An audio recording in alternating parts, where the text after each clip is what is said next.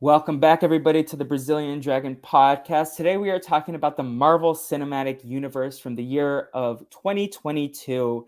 And I am the Brazilian Dragon. I also was once a college student in Boston. I'm still waiting for my invite to Wakanda, however, unlike Riri Williams.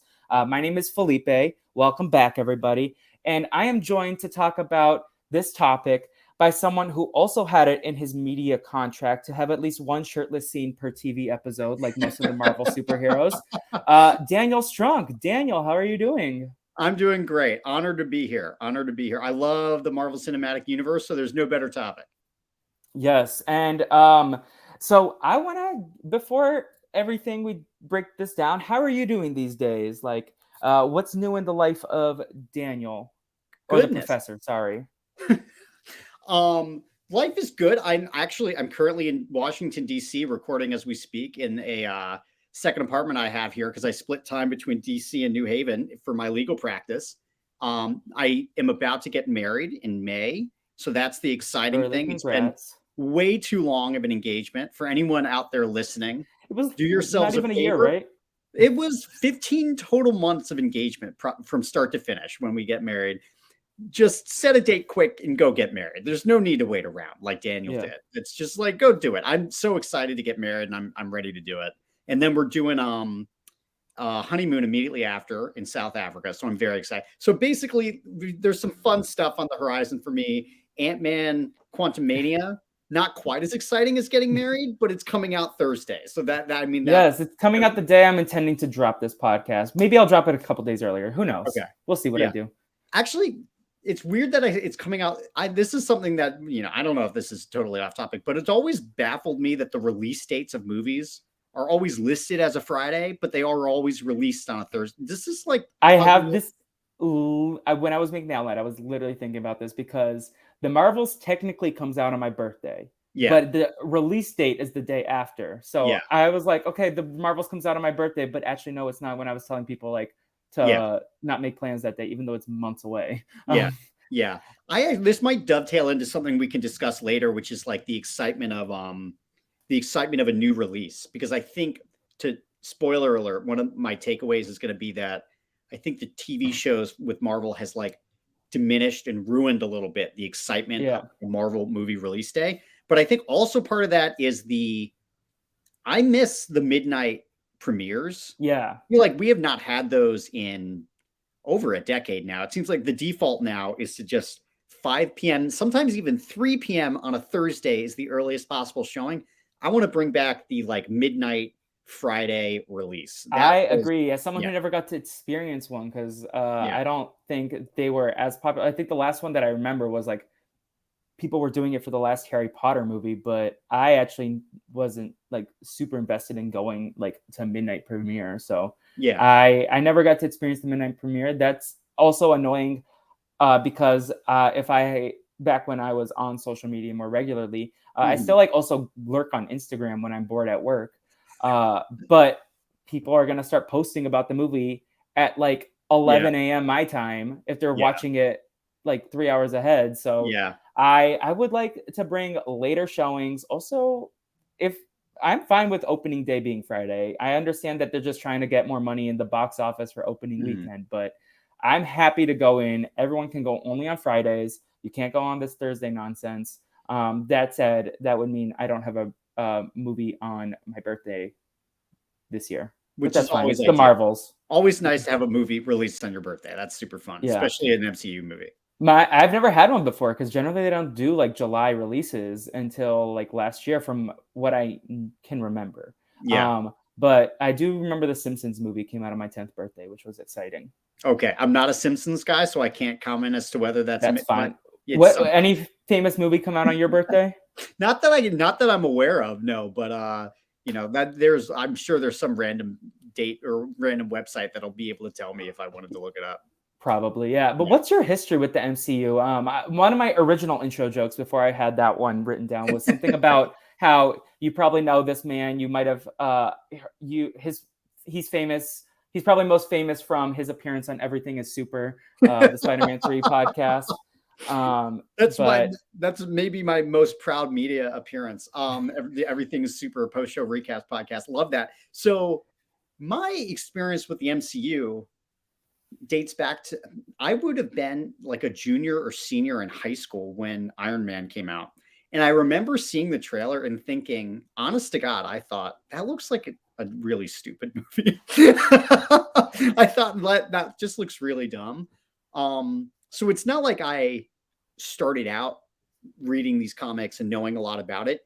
I'm like many people out there who slowly like fell in love with these movies, and then the movies introduced me to the comics, and now I've gone back and like read a lot of different comic stories and whatnot, DC. And I actually started out primarily in DC when I got into comics, but then more read Marvel after, more and more MCU movies came out.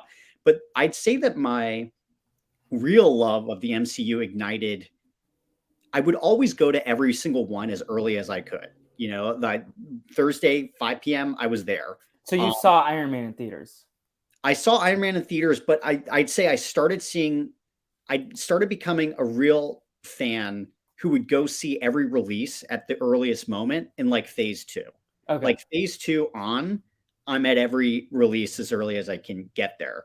But then it went to a higher level, I think, during the pandemic, when I started in on the Everything is Super rewatch, which was one of the most enjoyable entertainment experiences I've ever had. Just doing for those of you unaware, Everything is Super did a once a week rewatch of the MCU at I'd say maybe 1 month into the pandemic. And so maybe even a little bit earlier than that. But basically, it was so much fun to like go back, start from the beginning, and watch one a week. And it's such a well-paced thing to do. And then, of course, I loved listening to Wiggler and Mahadeo talk about it. So that was a blast. And then writing, it actually was Avengers Endgame during the Everything is Super rewatch that led me to purchase the TV I currently have, because I didn't own one at the time. So it was watch this epic movie that I love on my computer screen, or like finally suck it up and go and purchase a TV. And I'm like, I cannot in good faith watch Endgame on a computer screen. I have to like go purchase a real TV. So that's the impetus behind that. It's yeah. And is this TV in New Haven or is it in DC? This one's in New Haven at the time. So at the time you were in Michigan, right? I was in Michigan. At the time I was clerking in Michigan. So to be clear, I watched every MCU entry on a TV on my then girlfriend's TV. Now she's my fiance's TV. But then I had moved back to Michigan to do this job because it was in person rather than remote for the pandemic. And since I moved to Michigan, I didn't have like much. I just minimized everything that I moved to Michigan. So I didn't have a TV there. So that's kind of the bad. So for those out there, I did not do the blasphemous sin of like watching every MCU movie on a computer screen. I was just using my fiance's TV. And then when I got into Michigan for Endgame, I had to buy my own. I'm trying to think, because I don't know if we've talked about, like, because this is the first time I'm hearing your like full story, but like for me, I remember seeing my dad took me to Endgame. I was probably like, not Endgame, sorry, Iron Man. It was like May 2008, so I was almost 11. And he took my brother, who must have been like 3 or 4. I don't know. No, he was older. I don't do math. I'm trying to do the math in my head right now. That's why I'm talking now. He must have been like 5. And we went, and then I enjoyed it, and I think I watched all the Phase 1 movies, just not in theaters. But then we went and we binged watched them all, like back when we would go to the video store or Netflix DVD or the library to get the DVDs, and we watched them all right before the first Avengers. We went to see Avengers in theaters, and then I kind of like fell off for a little bit. I saw Avengers Age of Ultron in theaters because my brother really wanted to go again. But I didn't really like keep up with it. And then, I mean, this is a famous story with some of my friends, but I went to Black Panther not knowing it was a Marvel movie. I just went because I was like, I'm going to go show up for Black movie makers. And I saw the trailer. I was like, this was cool. And then at the end, when I saw Bucky, I was like, wait, I know him, like in the post credits. And then I went to Infinity War, and like slowly I like was dipping my toes in. And then Yeah. my friend really wanted to go see Endgame opening night. And we Mhm. got like the last 2 seats in the theater because we Yeah. literally got tickets the night of. Yeah. Because at that point I was already on AMC Stove. So then I like got him his ticket. And we had awful seats. We were like in the middle of the room, but like we were like craning our necks. I remember Yeah. I didn't care enough that I left halfway through to go refill my soda and Yeah. popcorn. Yeah. But really, the kickoff for me was Spider-Man: Far From Home. That movie Okay. I have so much love for We because I went to it and I had a great time at the movies. The next day, I saw it again because the summer camp I was working at, Yeah. it was a rainy day. They couldn't do their filming project. So they were Mhm. like, okay, some of us will go to the movies. And I was like, can I go? Like, I asked the other chaperone, can you stay here? And I'll go with them just to see it again. And at that point, I was like, okay, I kind of want to. And that was like right also when the Phase 4 slate was like being announced. So I was like, I want to get in on the MCU, watch Yeah. everything that I've missed. I had seen a handful of them. I'd seen the Guardians movies, I had seen Winter Soldier, but I hadn't seen them all. And then Disney Plus came out, but it really took until the pandemic for me to actually push through. And I was like hovering around doing it, but then the Everything is Super Yeah. podcast really put me into high gear. Wait, but if I can back up, so like Infinity War, you weren't super gripped by it. It was like People, you I left to get popcorn. Like nothing could make me leave during not Infinity War. Infinity War. Endgame I was super into. I Yeah. just needed to go to the bathroom really badly. So I Okay. All left to right. go. Understood. That's fair. That's very And then I fair. was like, you know what? I'm here anyways. I might as well get a Yeah. refill. Yeah. Yeah. And it was like I had heard that there was like, oh, if you're gonna like go to the bathroom when they get to New Jersey, I was like, or like when I was like, okay, sure. When Okay. I've seen the scene since, but Yeah. yeah, My I had to leave for that moment. Infinity War though, like this is a debate my brother and I have all the time. I personally am not the biggest Infinity War fan. Oh, really? Granted, Okay. I think it's colored by my first experience where I moved out of my dorm at like 7 a.m. and then I was exhausted and my brother wanted to go to see like 11 p.m. showing and I hadn't slept all day. So I was so tired in this movie. This is like a 2.5 hour movie. And Yeah. at that time I wasn't super invested in the MCU. So I was like, get Yeah. me out of here. Yeah. Yeah. But There is it grew on me since. Yeah, yeah. It is fair to say, I think, that like Infinity War and Endgame, great movies standing alone, but they hit a lot harder when you have a sort of emotional investment Yeah. in them going into it. Which my Endgame story is I got a group, I was in law school at the time. I got a group of I think 10 people or so to go and see it with me at like the Thursday 5 p.m. showing or whatever premiere at the only IMAX screen in Connecticut where you could see this on IMAX, which actually I learned, fun fact for the listeners, the IMAX actually is like a label that so there are many IMAX quote IMAX screens that aren't really like IMAX size. There are Yeah. specific like characteristics that qualify a screen as being an IMAX screen. And there's a list on Wikipedia of every single IMAX screen in the world. And there's a lot of IMAX screens that are owned by whatever company and are labeled IMAX that aren't actually IMAX screens. So this is all to say, a little bit of a tangent. Don't get ripped off. Go to a real IMAX screen. You can look up on Wikipedia which are the true real deal IMAX screens, literally by state. And so for Connecticut, there's one. And so we went to the one in the entire state of Connecticut. And it was great. And Endgame, one of my top 5 movie watch experiences in a theater of all time. But what I almost did for Endgame, and I have a little bit of regret that I didn't do this. There was at the time only in the city of New York. There was this one AMC theater that was selling like you pay like $350 and you get like a ticket to every single MCU movie and you get a seat where they play every single one. And it's like, you're basically supposed to camp out or like you can leave and come back in and like, shower or get food or whatever. But like more or You less can leave during Thor: The Dark World to go eat. yeah, exactly. But yeah. it's like it goes like 72 hours straight or something like this. I was so close to buying a ticket and going to this thing. Was it near But final season? say again? Was it near final season? It was near final season, Yeah. and there was a law school exam that I had that was like the day after when Endgame would be playing. And I just in my head, I'm like, okay, I probably, evidence exam, go to this thing and be in the movie theater for 72 hours. And to quote Indiana Jones, I chose poorly because I chose not to go. Yeah. I should have just gone. I should have just done it. But yeah, one of these Well, days. maybe in a couple years they'll do it again. Oh, I'm sure that like end of phase 6 or something, the New York theater will do it. But this time it'll be like a whole week. So I'll have to go to the law firm and be like, can I have a week off, please? So that I can go we'll to a see where movie. I'm at that time, but I will fly out and we can go together. Yeah, I would I'm not gonna miss it the next time around. Yeah. That's the sort of thing I'm not But gonna also at that point, are they going to add all the TV shows? Are they going to add Oh gosh, okay, I hope all not. the I Am Groot episodes?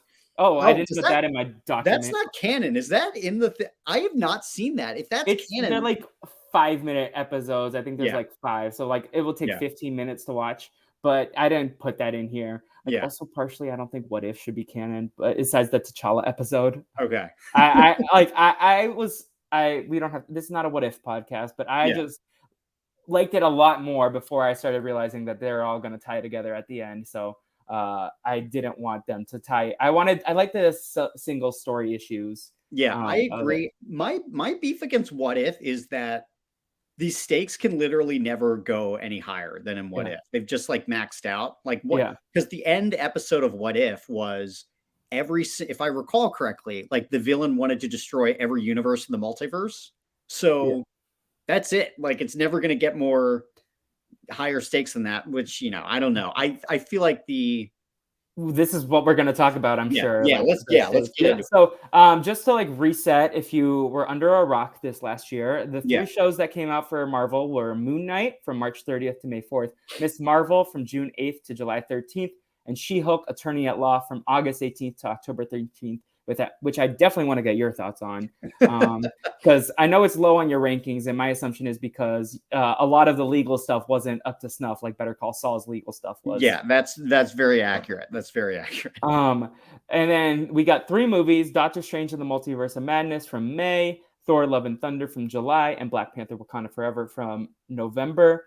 And then we got 2 TV specials, which to many people were the highlight of Marvel last year. Werewolf by Night in October, and the Guardians of the Galaxy Holiday Special from November. And that's just resetting. We did your history with the MCU. So like, let me just like back up before the year even started last year. Yeah. At the end of phase 4 in 2021, we had just come off of Hawkeye, which I know you have pretty highly on your list, and Spider-Man No Way Home. Where were you feeling with Marvel at the time, just so we can get your sense? Because I was already like seeing a little bit of a pattern, but like I want to get where you were at. This is the end of 2021 you're asking. Yes, so like after Spider-Man and Hawkeye. Yeah, I think this was the beginning of the period where you started to hear you started hearing the beginnings of the murmurings of like phase 4 doesn't know what it's doing. They can't figure out TV. A lot of the big picture critiques that I think are now kind of like very much the consensus. And there are folks out there who disagree with the consensus, obviously, but like the consensus seems to be that it lacked direction and the TV shows couldn't figure themselves out correctly. That all started to begin, I think, around the end of 2021. And I hate to be unoriginal, but I was in that group of people who started being a little bit skeptical. Today I am still in that camp too. Yeah. I definitely like had some mild concerns. I would say I'm much more critical of the MCU after phase 4 a year later. But at this point last year, I think my biggest criticism was like, I was enjoying the self-contained narratives because I think they were actually doing a pretty good job of sticking to that stuff, with the only like critique of like, I had that What If critique that I mentioned. I thought Loki felt like it was trying to set things up for the future, but for the most part, I thought a lot of these stories were self-contained enough where like if there were going to be continuations, it would be with like unique spin. Like for Hawkeye, it would be instead of Jeremy Renner, it would be not her name. What's her name? Haley Steinfeld. And like with Shang-Chi, we got a whole new character, and I feel like it was a very good self-contained story. And then the post-credit scene really got you excited. I'm high on WandaVision. I know you're not, but I loved WandaVision. That was like the peak of my fandom, was like WandaVision and Winter Soldier, Falcon and Winter Soldier. Like, because at that point I was like all in. I was like looking at the Wikipedia, trying to find the dates, like wanted to, I was listening to every podcast. Actually, since I want to say around Hawkeye, I stopped listening to the podcast live. And what I do now is I'll like binge listen after the show's complete, because between the fan theories, the leaks that get out, like also Kevin and Josh are very observant when they're watching. So I consume a lot more things from a more I pull myself out of the community until things complete. But as we stand now, I have a lot more criticisms of, like, I feel like we texted about Doctor Strange, and primarily my thing was like, okay, this felt like a setup for like a future film. And I think Marvel's been trying to capture that end game thing. And as much fun as Spider-Man was, I also think they were doing a little bit of fan service just for the sake of fan service. Even though it all hit and was pretty well told, it just felt like two different movies in one movie. I grapple with the question of like, what degree of this was inevitable, that after 20 plus movies, some of the magic would wear off, versus how much of this is actually like piecemeal, movie by movie, TV show by TV show, things were lacking. And I wonder, so like you could imagine phases 1 through 3 never happened. Phase 4 is all we have. Would people be way more excited and way more bullish on this? Probably. But for me, the example of this actually is, at the end of Iron Man, they introduced Nick Fury in the post-credits scene, and it's like epic and phenomenal.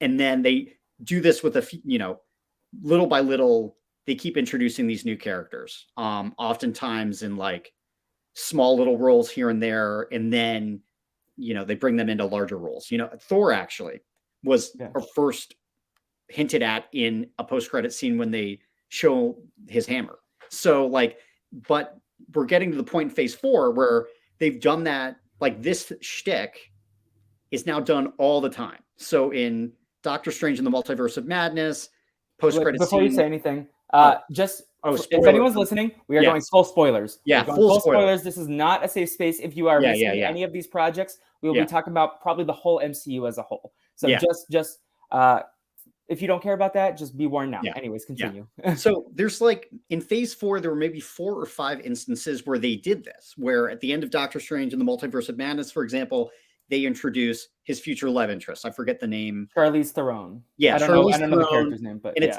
it's like the who is that? Let me Google it and like find out thing. That sort of moment. They did it with Hercules at the end of Thor, Love and Thunder. So it's, you do that sort of Harry thing. Styles in Eternals also. Exactly. Harry Styles in Eternals. It's like every post-credit scene, there's all these like shocking, like, oh my gosh, they're introducing this character. Let me go quickly Google and find out who it is. And like, that was super exciting and awesome in phases 1 and 2 and 3, maybe, 3. But it reaches the point where like, we're kind of just expecting every character under the sun to get introduced eventually. So that sort of thing is just no longer hitting, I think, the way it would. It's just par for the course, and we're expecting it. So I don't know if this is like, we're spoiled and we're jaded and there's been 20 plus movies and like, we should still be as excited as ever, or like maybe they should change up this sort of stuff. I don't know. But I think basically phase 4, one of my takes might be that phase 4 is better than it's getting credit for, but only if you view it in isolation, and it deserves the criticism when viewed in the landscape of like all that came before it, and the fact that maybe it's just a little bit old now. Yeah. And I was reading an article after like Thor Love and Thunder, because it was like an article basically discussing the recent trend in post-credit scenes, and how they were using the spot as more of a casting announcement, as opposed to, especially like in this day and age where like leaks are so inevitable to a certain extent. Like everyone, knew about Toby and Andrew, I'm assuming, for Spider-Man. But also was discussed on the podcast. But like, I remember that was like a big source of discussion. Like, everyone knew that they were going to be back. There were even rumors of like Kirsten Dunst and Emma Stone being back too, which I think they filmed stuff for. I just think it got cut. But I think I do like that aspect. If they tease out the character, if they like have a throwaway comment about it, like that's not as bad to me as Also, I am personally a fan of like the gag MCU post-credit scenes, like the Hawkeye musical number, or I hated the Hawkeye music, but I do like the gag post some of the credits. Guardians ones that they'll do Yeah. with like Howard Yeah. the Duck. Yeah. I think my favorite is like the Captain America, or the Captain America scene in the Spider-Man Homecoming. Oh post yeah, yeah, like that the sex ed talk. yeah, Yeah. or no, the one where it's just like sometimes you wait around and it's just Oh like yeah, totally not worth but it. it was like Yeah. in the style of one of those like school gym Yes, health yeah, class yeah, like a PSA. Yeah, Yeah. that was great. Yeah. But yeah, no. So I'm interested to see how they evolve. I also think, honestly, as much as I've loved having like different Marvel projects to like dig into throughout the time, I think there is an oversaturation of content Mhm. with the TV landscape. Despite like right now, I don't even realize that Ant-Man is coming out in a couple of days. But on Thursday, throughout the day, I'll be excited about it. But it will Yeah. just be like a day of excitement. It won't be like the anticipation like I had for WandaVision Yeah. when I was like, also we were like starved for content Yeah. at that point. Yeah. If you're a certain type of media consumer, who I think you and I might relate to this, and there are a lot of these folks out there who listen to post show recaps or Rob as a podcast or whatever, who are completionists in their mentality about TV shows, where it's like there was one moment this summer where it was you have Andor, House of the Dragon, I've never finished House of the Dragon. I need to get Rings back of on that. Power, and like the Marvel, She-Hulk. And if you are of the ilk where you feel like you need to keep up on this stuff, there's a fine line between keeping up on it and enjoying it and it seeming like a chore. And for me, I don't like my entertainment to feel like a chore. So I always just take a step back and like watch it when when I have time and I'm enjoying it. And if I feel like I'm not in the mood to like watch it, every episode of like House of the Dragon is precious. So if I'm like had a bad day of work and I'm just not in the zone where I can fully appreciate this thing, I just won't play it. Yeah. But I think we are in an era, peak TV phrase used all the time, but it's harder and harder, I think, maybe to savor the MCU entries when there's just so gosh darn many of them. And one of my larger critiques here is maybe it would have been worse for the bottom line of Disney. Which actually, I don't know. I think you could debate back and forth the economics of it all. But I think that I know that when I go into Quantumania or when I go into the latest Marvel release, it doesn't feel as special going into it when I know that there will be another thing very soon. So if you go back to the pre-TV days, when there were 2 to 3 movies a year, like 3 used to be the most you ever got, there were huge gaps in time, several months each time, where there were no new entries. You were fully up to date on the MCU, and you just had to wait and like say, look forward to what is coming next. Whereas now it's like at any given moment, you are almost always at least one episode of a TV show behind on the MCU. Even if I guess you could like watch every episode of TV when it drops in real time and always be up. But it used to be exciting to make sure that you were always like immediately seeing the newest release, but now there isn't that feeling anymore. So I think the brand is diluted just a little bit in terms of the watch experience, even if we are benefiting by getting more variations of stories and whatnot. Yeah. I 100% agree with you. I think the fact that like you also can more easily power through something that you're not enjoying, just knowing that like, oh, well, if Ant-Man's not my jam, maybe what's the next Guardians will be around the corner. Yeah. Or if I'm not digging Moon Knight, well, Doctor Mhm. Strange comes out 2 days after Moon Knight ends. So Yeah. there's stuff around the corner. And that's why, honestly, I also think this is like devolving into a conversation about like the media landscape, not just like Marvel, but I also think I've noticed lately that with the modern era of television and media that we're in, I think release schedules need to be a little bit more adaptable. I was thinking about this primarily with a sitcom that I've been watching, but I'm like, I don't think you can do if it's not on a broadcast network, if it's on a streaming service and was built around streaming, I think you have to do like a couple episodes a week. You can't do like, because people are going to because right now for most of my sitcoms that I watch, I stack episodes and then catch up on it like every month. Because I'd much rather like sit and watch in a binge model. It's much harder to like go from one show to one show to one show as opposed to just watching 3 episodes of the same show. And I think like Disney could do like 2 episodes of a show, especially if it's going to be this quick 6-month format. Maybe it's less money that they get, but I would rather watch the first 2 episodes of Moon Knight, the second 2 episodes of Moon Knight, and then the last 2 like in 3 weeks rather than 6 weeks. And one of my discussion points that I have on the thing is like there's like the difference between 6-hour movies versus like a really well told 2.5 hour movie.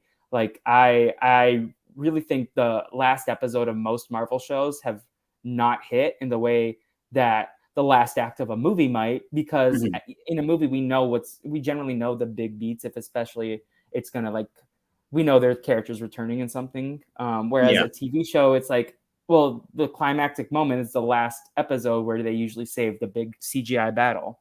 Yeah. Yeah. I'm with you on so for me, I would like dissect when is there a new TV show episode available to me to watch? And then also like the discussion that takes place about that TV show. So if it's released on a weekly basis, it makes it easier to consume both at the same time, because you don't have to be worried about getting spoiled. And also like you're in live discussion, maybe with a watch community or whatever Discord group or whatnot. Like it's just easier if it's a week to week. If it's like all at once, then how do you kind of structure when you watch and how you discuss it? Like podcasters have tried to figure this out. I think Cobra Kai like gave people, conniptions about how they can go about that sort of thing. So for me, it's easy because I no longer have time to watch the show and listen to all the stuff. So there's a little bit of like a bifurcation now where I'm mainly just watching the show and I'm listening and participating less, not because I don't love listening to the podcast and talking on Discord and whatever. It's like you have to like pick your what you're going to invest your energy into. And I feel the same way. Like I like, unless my podcast feed is pretty empty, I generally like don't like seek out new stuff to listen to. That said, like I also kept every episode of Better Call Saul, and then when the season ended last time, I binge listened to everything. And like I'm very glad that I didn't listen to the podcast, because Antonio clocked something like in episode 4 or 5 that was not even on my radar. That man is a genius, I swear. I had not listened to the Better Call Saul stuff, but I need to. But I need to come back and finish the show. Oh, I love that. Okay, fantastic. I'll text you the thing that he clocked. I don't want to spoil any of the listeners, because everyone should watch that show without spoilers. Yeah. I'm so glad you finally watched it. I was like pushing you to watch it. Like when I last saw you. It was one of the better shows I watched in 2022 for sure. Yeah. And with, I guess, to segue a little bit into, so She-Hulk, I do think is a good show.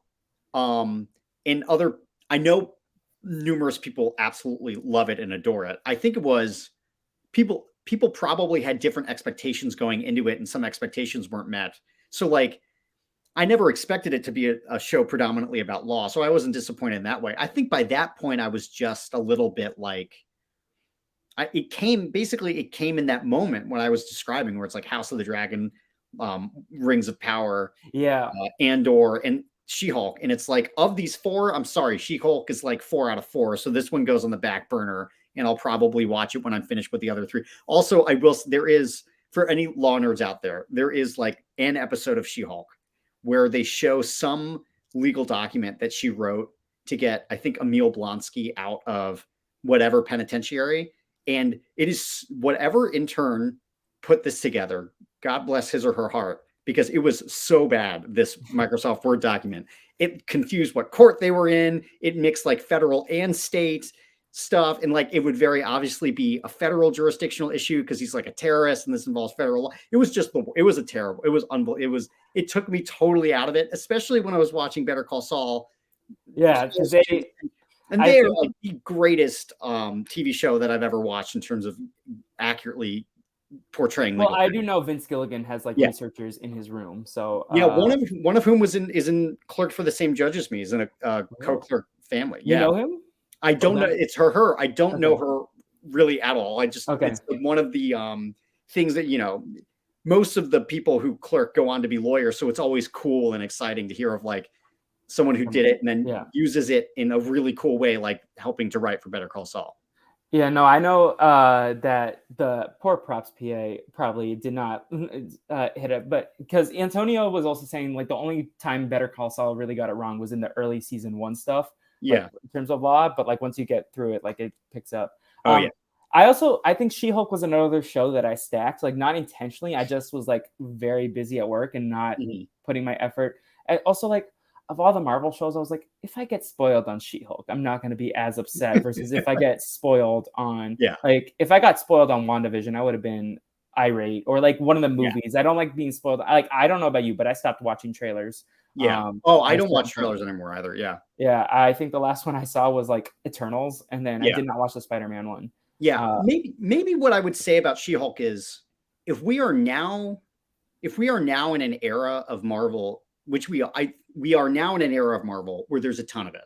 There's yeah. movies, there's TV shows, there's just a lot of it. I I was think that, looking at what's coming up this year. There's like 8 things and like 6 shows. yeah. Some of them are So, shows. I'm like, how? so if it's no longer event, event style watching where it's like you get your crew together and you go see Avengers Endgame on the only IMAX screen, like if it's on that scale of like Avengers Endgame event movie, I think the other end of the scale is probably like the latest She-Hulk episode to be released. Yeah. And for a lot of people, they like this because it's a fun sitcom set in the MCU. That's very cool. It's like unique and exciting.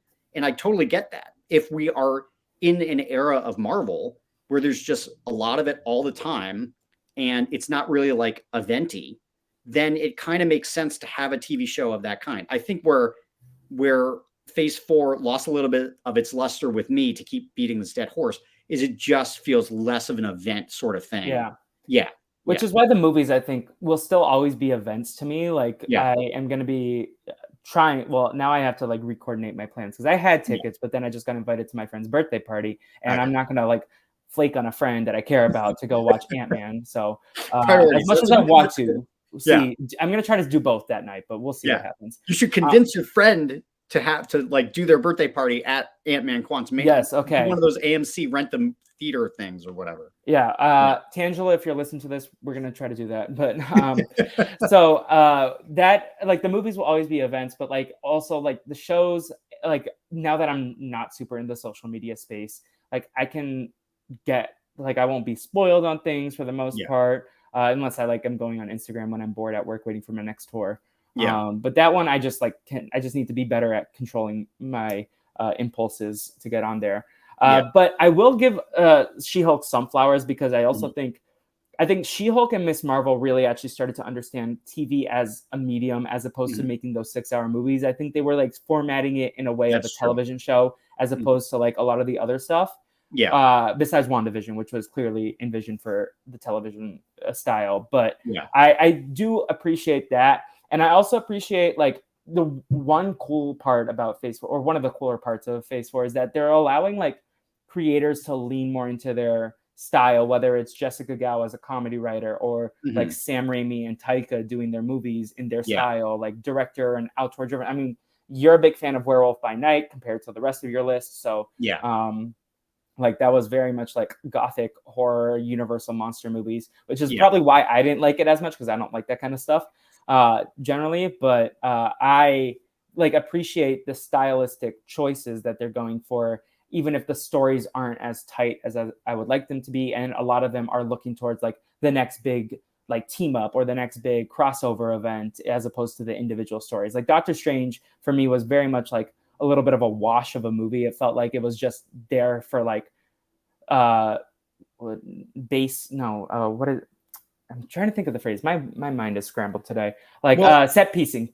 yeah, Like it had the ill fortune of being released so close in time to Everything Everywhere All at right. Once. Yeah, which is getting all the love it deserves. And the way that handled the multiverse, and I think I don't know, the expectations going into Doctor Strange probably did it no favors.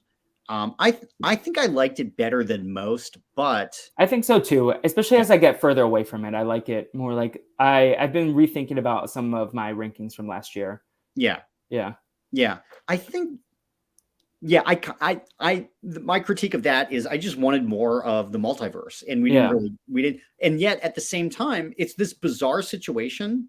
I don't know if you relate to this, but I think we're in sort of a bizarre scenario where we've had a ton of multiverse without having like any multiverse. So the multiverse has been everywhere throughout Phase 4. They've like mentioned it a bunch, and it was in Loki, and it was in Doctor Strange. I'm trying to think. It was in WandaVision to a little. Was it in WandaVision? I'm trying to. A little bit. I Yeah. like there was like aspects of it that I think were teased. Yes. But also like what if What if? So it's yeah. being like brought up. Spider-Man. It's being brought up a lot, and but yet at the same time, so we've had a lot of it, but at the same time, we haven't really seen a lot of the multiverse in the sense of like what Everything Everywhere All at Once did. Like Everything Everywhere All at Once kind of showed us the multiverse in all its weirdness. We didn't really get that anywhere, even though we've been inundated with the word multiverse and like mentions of it. So I don't want to say I'm already out on the multiverse because we've hardly even had it, but yet let's just get it already. Maybe in Quantum Mania is when they're finally going to really get into it. I don't know, but I feel like I don't want to say they fumbled the multiverse, but I don't know. It wasn't the smoothest entry into either explaining it or actually showing it. I also think it kind of got dealt a shitty hand in terms of we know that I believe Doctor Strange 2 was supposed to come out before Spider-Man originally, but Yeah. with the pandemic, the release dates all got swapped. Spider-Man Mhm. came out first because that's a Sony thing versus the Mhm. Disney stuff. So Yeah. I do think there were like a lot of rewrites, and you can tell the script wasn't as tight as it could have been. Mhm. Like I will say, I think like Doctor Strange 2 has some of the best performances between I mean just Elizabeth Olsen like can do Yeah. like she's incredible. Mhm. So one of the best performances, one of the best villains in the MCU, if you ask me. But it's also like a weaker story, and also think it undoes a lot of like the WandaVision finale. It wasn't clear to me that Wanda was supposed to be the villain. I thought she was gonna go looking for her kids. Like I guess maybe I was the dummy, but I thought she was just gonna like try to find a way to bring back her kids in the current universe based on knowing that there's other. I didn't put the pieces You together. weren't alone. I think a lot of people just saw that coming Yeah. out of nowhere. I didn't really. Because I also didn't watch the trailers, and then like 10 minutes in, I was like, "Wait, Yeah. Wanda's the villain?" I was very so I was out on Wanda at the end of WandaVision in that so not that like I didn't like Wanda the character, I but mean, I she like thought she was very obviously the villain in this thing. Like she yeah. did a really bad thing here. Well, I So didn't know. I thought she was gonna have a redemption arc in Multiverse of Madness, not lean okay. further into the villain. Like Okay. I knew she was the villain of WandaVision. Let's be Yeah. clear. Also, Agatha is the villain, but Yeah. Yeah. Wanda's also the villain. Yeah. Yeah, so I wasn't at, but I think a lot of people were taken maybe the folks who hadn't watched WandaVision and imagine not watching WandaVision and then going into Doctor Strange and it's like, wait, wasn't this the person who like almost killed Thanos single-handedly and like which wasn't she supposed to be a good one? Why is she going, yeah. That's also like the big thing is like you can't be a casual MCU person anymore without being lost. Like I don't think I could have like tapped into one of these random movies like I did Endgame or Black Panther and Yeah. not feel lost. Like I think some of them you can go, but like if you took someone to see Doctor Strange too, they would have been very confused. I think like I don't want to keep beating up on She-Hulk. I think like She-Hulk you can Skip. part of what I think a lot of people love about She-Hulk is it was just like an episodic sitcom, and you probably don't need to see it in order to understand Also, Quantumania. Although I guess it introduces Hulk's son or something. but So I mean but yeah. So there are some that you have to see, but some that you don't. And like for I those who mean, didn't as much as like I think people should watch Miss Marvel, I think you could skip Miss Marvel before the Marvels if you haven't seen it yet. I don't think there's like yeah. going to be a ton of stuff that you need to know. Basically, that she. I really like I really like Miss Marvel, but can we talk about one other something I was thinking about in preparation for this when I was thinking about the overarching like stuff going on in Phase 4?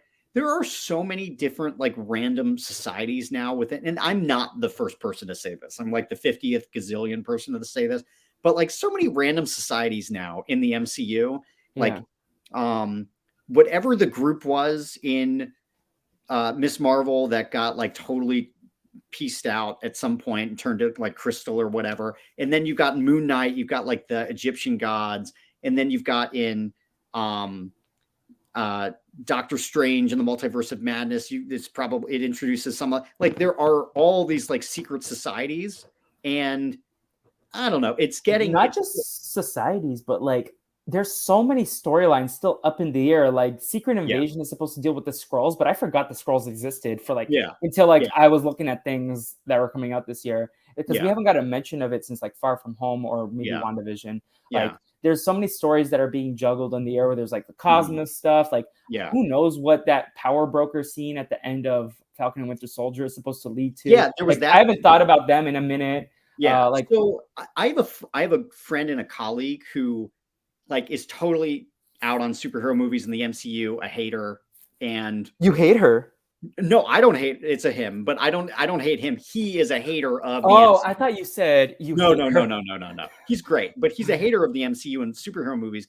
And one of his critiques is that it just makes no sense that you have Thor and all these other incredibly superpowered beings, and then you've got like Hawkeye, or you've got like these random like Wakandan soldiers or whatever. Like the power levels are so out of whack, it doesn't make any sense in like the end game battle, or really any battle. Like Thor should just be wiping the floor clean with all these. So my critique to him is like, you can't be hyper rationalistic about the Marvel Cinematic. If you apply a hyper rationalistic label to this, all the threads will come undone, and you won't be able to enjoy it. And just stop being a lawyer for a second and just enjoy this thing and like take it for what it is. That's like someone I know has a similar critique about animated movies and like how it's not realistic. I'm like, who cares? It's a fictional story.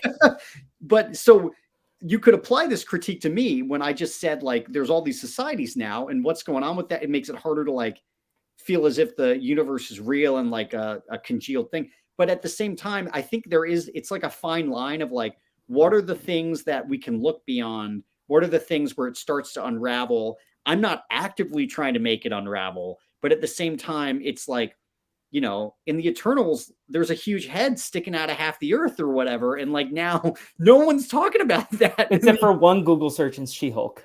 Yeah, like what's someone like there are some things where like even me and all my love of this, and I like can totally not pay attention. I don't care that like I'm forgetting some things, and I have to rack my brain. Like I know there was a Captain Marvel Hulk post-credit scene in Shang-Chi, but like I don't remember what the thing was about. And like at the time I was like thinking it was related to the Eternals, but like we haven't seen Shang-Chi in a couple of like years now. And like I'm like, where's his, like how am I supposed to remember his story? And like thankfully they had those little like the Legends So Far clips that they put on Disney Plus to like help you remember where everyone's story left. But I don't know, it's just like so many moving pieces. And I guess maybe that's like more like the comic medium that they originated, where there's like all these different things and it is confusing. Like I've tried to dabble in the comics and I get so lost, especially like I was reading Planet Hulk and then it told me to go to World War Hulk. And I was like, wait. Oh, those are both great though. Those are. I was like, why? So I have to read this Ghost Rider issue to understand what's happening. Like I was very confused. They're trying to upsell you, but at the same time, some of those are like legit really great. World War Hulk is pretty great. And I was just like, it reflects the medium that it originated from, but I also think they're doing too much. And I think there's like the fact, like comics are easier to do that because people, if they learn about the medium, they understand the medium. But like moviegoers are just like casual people who just want to like take their kids to movie and not answer questions sometimes. But these movies are getting very convoluted. There's like all these secret societies, all these like characters. And also like, this really bothered me about Doctor Strange 2. But I like as a writer, in college, one of my professors said like your greatest strength is that you always close your plot holes or like your plot setups, like you loot them all. And at the end of Doctor Strange, the first one, we get this tease that the in-universe Mordo is gonna like go on a rampage, and we never see him again because in Doctor Strange 2, it's a different multiverses. One. And I'm like, what happened? I want to know like more about the beef. I want to know him becoming a villain. Like, and now I feel like they're gonna go this whole thing. So that was just like a waste of a post-credit scene. That's probably like they just had a change in director or something, and they took it in a different direction. Hopefully I like Baron Mordo. I hope they bring him. I mean, and I love the actor Chiwetel Ejiofor. Chiwetel Ejiofor. Yeah. Scar in the live-action Lion King, which we don't talk about. Oh, you're out on the live action Lion King. The live action one, yeah, I'm out on it. It's just a shot-for-shot remake without any of the fun or color. I saw it in theaters with my fiance who really enjoyed it, and I was like, it was enjoyable. I can't speak ill of it just because she liked it a lot. Right. Okay. Fair. I won't make you do it. I'll just speak. I love the original Lion King so much, so that's probably a reason why. Yeah, Like, yeah, yeah, yeah, I was just like, there's no fun or life to this movie. It's just very like yeah, drib and drab. Like, yeah, yeah.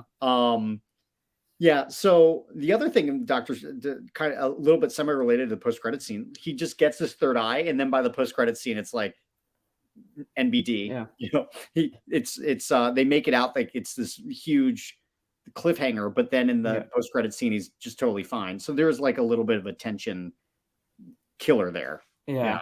And Mhm. one last thing before I kind of want to start breaking down the Yeah. individual stories, Yeah. but like at a certain point, there's so much happening that it's hard for like besides like Kevin Feige and like his small group of executive producing teams, Yeah. like they're like at what point can you like overextend yourself so much that like there's all these different stories that you have to tend to Yeah. that at a certain point it's not even cohesive that you're like focusing on this Thor story, but you also Yeah. have to like give attention to Moon Knight and Yeah. it's all over the place and like you have all these plans, but Yeah. maybe Yeah. if they had less things to focus on, they could like streamline the story a bit. Yeah. I think for me, it's what I would say on this point is you don't want people to check out and just go like, oh, it's another movie. I'll go see it. It's fun and go home. I mean, I maybe 95% of folks do that and they enjoy Marvel, and that's why Marvel makes millions upon millions of dollars and billions of dollars in some cases. But for folks like me who like have loved and go to like the midnight showings, the Thursday 5 p.m. showings, Well, we're I don't doing. wanna expose you, but correct me if I'm wrong, you haven't been going to midnight showings, like, you've been waiting a couple days lately, right? Oh, okay. But only with Black Panther. The legal practice is very big. I have Got made valid. I've made the release of every single one Also, except I might be confusing Marvel with Avatar because I know you took a minute to see Avatar. Avatar. It took me a minute, but Black Panther it took me shamefully a few weeks because of uh, the projects I was on. But all the others in Phase 4, I Yeah. was there for release day. But when for me, I think what I'd say is like the you want to feel the reason Avengers Endgame was so powerful is because you felt emotionally invested in this long story arc where you feel as if this is the ultimate payout of this epic story and you are a part of it and you are part of this community of fandom that is getting to see this ultimate culmination. And there are certain things I think that can kill that mystique and that sense of community and sense of like being checked into it. And one of those things I think is diluting it such that it no longer feels like an event. It just feels like there's a lot of it, and like I'll pick and choose some, but that makes it so that you're not part of this, community, this epic thing anymore. Another thing is to like break the world a little bit, where the stakes have just been blown out of proportion because in What If they're like every single universe is at stake, and like it can never get more the stakes can never get higher than that. Or alternatively, like there's so many secret groups that it just all unwinds. So as the whatever like device in your head that allows you to look past the fact that like Thor should be able to punch Rocket Raccoon into a different galaxy or whatever, like you can overlook that, but at some point the rationalistic comes in and it makes you check out.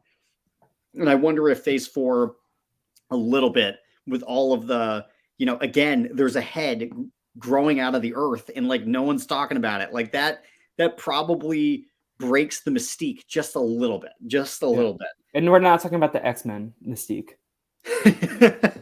My friend has a theory that that giant thing that the Eternals Yeah. created, is gonna be the source of adamantium in this universe. Oh, So I'm like, "That's a cool theory." that's a great idea. That's actually really that's a cool idea. That guy should Yeah. he or she should be proud of that one. That's a good idea. Yeah. Yeah. So I want to like talk about some of these individual Yeah. stories. I think before we do that, it would be oversight to not share that we finally have our first Best Supporting Actor nomination or actress for Angela Bassett in Yeah. Black Panther: Wakanda Forever, which I think was well deserved.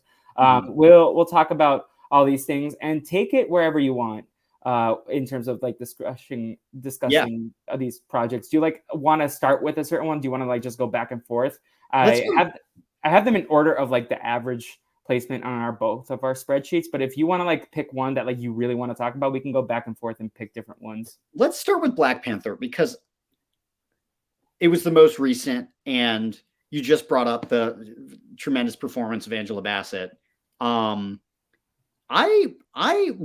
enjoyed this one, but I would say I put it in like tier 2 out of all the tiers, right? So like tier 1 will have your Ragnaroks and your Infinity War, Endgame.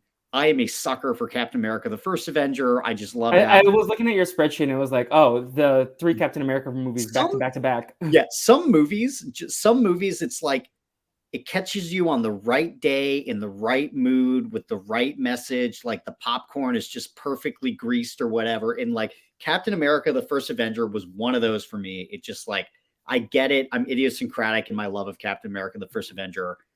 Not that other people don't love it, but I like it's in my tier 1. But no, Black Panther Wakanda Forever, really enjoyed it, but it didn't like knock my socks off. I do think, to parrot what everyone else has said, that I agree with. Excellent send off to Chadwick Boseman. Really loved it. It actually annoyed me in the movie theater that there was, goodness gracious, I'm sure the moviegoers out there can relate to this, but some person 2 rows down from me through the first 30 minutes of this movie had their cell phone out, constantly, big bright screen. You know, other people are getting annoyed at this guy. May I get on my soapbox for a second? Because people do not know how to behave after the pandemic in movie theaters. Yeah. We can go, if I can get on a soapbox, what drives me nuts about the movie-going experience, I think it all went downhill when you could reserve a seat in advance, because at that point in time, people, if you can reserve a seat in advance, then you can just show up 20-25 minutes late because you know that you won't miss anything because of the trailers. Then you just walk right in. Or you can show up 30 minutes late and you don't have to worry about it. You can miss the first 5 minutes, but you still have your reserved seat. So that like takes away some of the movie going experience because you have people shuffle. At least this is what happens to me whenever I go to a movie nowadays. Yeah. Well, sometimes I'm that person who shows up late. Felipe, don't do this. Don't do this. One time my friends and I went to see Marcel the Shell, and I was like 20 minutes late. But to be fair, I was coming from work. They got the tickets like when I still was like on the clock for like 30 minutes. So. Yeah. My I don't know if this will be borne out to be true, but my theory of what will save movie theaters is the thing that makes watching a movie unique and different in a movie theater from watching it at home is that you're with other people. That's the number one thing that makes it different. So at home, it's becoming increasingly cheaper to buy a really big screen. Yeah. And you can probably you can get even better food at home because you can order, Uber Eats from any number of places, and you can lay down on your couch at home. Like there are so many ways in which it can be better at home. The only thing, and will get increasingly easier to do that as TV screens become cheaper and cheaper, and the quality increases and streaming offerings go through the roof more and more. Apple gobbles up Disney. I don't know what's going to happen. But like the only thing I think that is the competitive advantage for movie theaters that makes them unique and different are the other people there who you don't know, and you are in this weird communal like experience with them. When I saw Creed, for example, I'll always remember I saw Creed for the first time, and there's a scene in Creed, spoiler alert, where Creed gets punched real hard and he's falling down in the final epic fight, and some kid was in this theater who's like 9 years old. And this kid just was so shocked. He just yelled out like, "No, Creed, get up," or whatever. And it's like the whole theater like laughed a little bit because they had like this communal, empathetic response to the observance of this kid. Like we were all in this experience together. And that feeling, you cannot get that at home. So people make or break the movie experience when you go to theaters. Yeah. So my long story short is like making you pay for a nicer seat, or like making it so that you can order a beer to your seat, or like get whatever cheap quesadillas to your seat, or like whatever. That's not going to save the movie going experience. What will save the movie going experience is having employees that enforce the rules such that if you have your cell phone out and it's the first 30 minutes of Black Panther Wakanda Forever, and Chadwick Boseman has passed away, a titan of acting and like one of the best guys ever, and your cell phone is like ruining the 30-minute tribute to Chadwick Boseman that begins Black Panther Wakanda Forever, some employees should be like shutting that down real quick, because that's what will ruin the movie going experience. Yeah, Wiggler said something similar happened to him at his screening. Did I ever tell you my Eternal story? No, That people like this, two big families, like, or maybe three big families, like a group of families went together, and like the kids ranged from like ages like 5 to like 15. Like the teenagers were pretty fine, but then like the elementary and middle school kids were like treating the movie theater like a jungle gym. And I'm like, I can't pay attention to this movie. And granted, like it's the Eternals, so as it's not the worst Marvel movie to be doing that ad, but still, I was very annoyed. Like people need to teach their children how to behave in movies. People need to behave in movies. Like, and they weren't even like telling them to stop. So I'm very like, I have so much respect for like some big events, but I also hate big crowds because that's like, I don't like big crowds, especially after the pandemic. I saw Spider-Man with Wiggler and Kevin. And Wiggler got my ticket. So I was like, okay, so I will go wherever he goes. But usually I go to like the smaller theater with the reclining seats, because as much fun as Endgame was, which I think it did influence my enjoyment of the movie, having all the big pops of the crowd being like reacting. I also, unless there's like a big event movie, I'm fine seeing the smaller stuff in theaters, especially like Chadwick, the Black Panther. I wanted to see in a smaller theater because I thought it was going to be like an emotional movie. So and then the people behind me kept like chit chatting the whole time, like, "Oh, I knew that would happen." Like, "Oh, you want to bet?" Like, I was like, "Shut up." Have you ever told someone to be quiet in a movie theater? I have shush, but I have never, like, I'm a like quiet shusher because I'm like, but as I get older and older, I'm like, I don't care enough. I'm like, I'll never see this person again. Shut up. Like I like, and it's the worst when it's your friends. Like I sometimes I have been getting embarrassed by some people I go to the movies with, that I don't like going to the movies with people, even though it's like become a communal and cheap thing to do when we all have AMC stubs.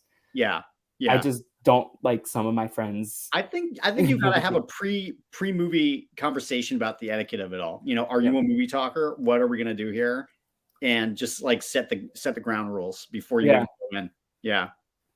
But anyways, you were saying besides the 30 minutes at the start where the guy was being wait, did he get kicked out or did he just leave? He eventually people told him to put his phone away.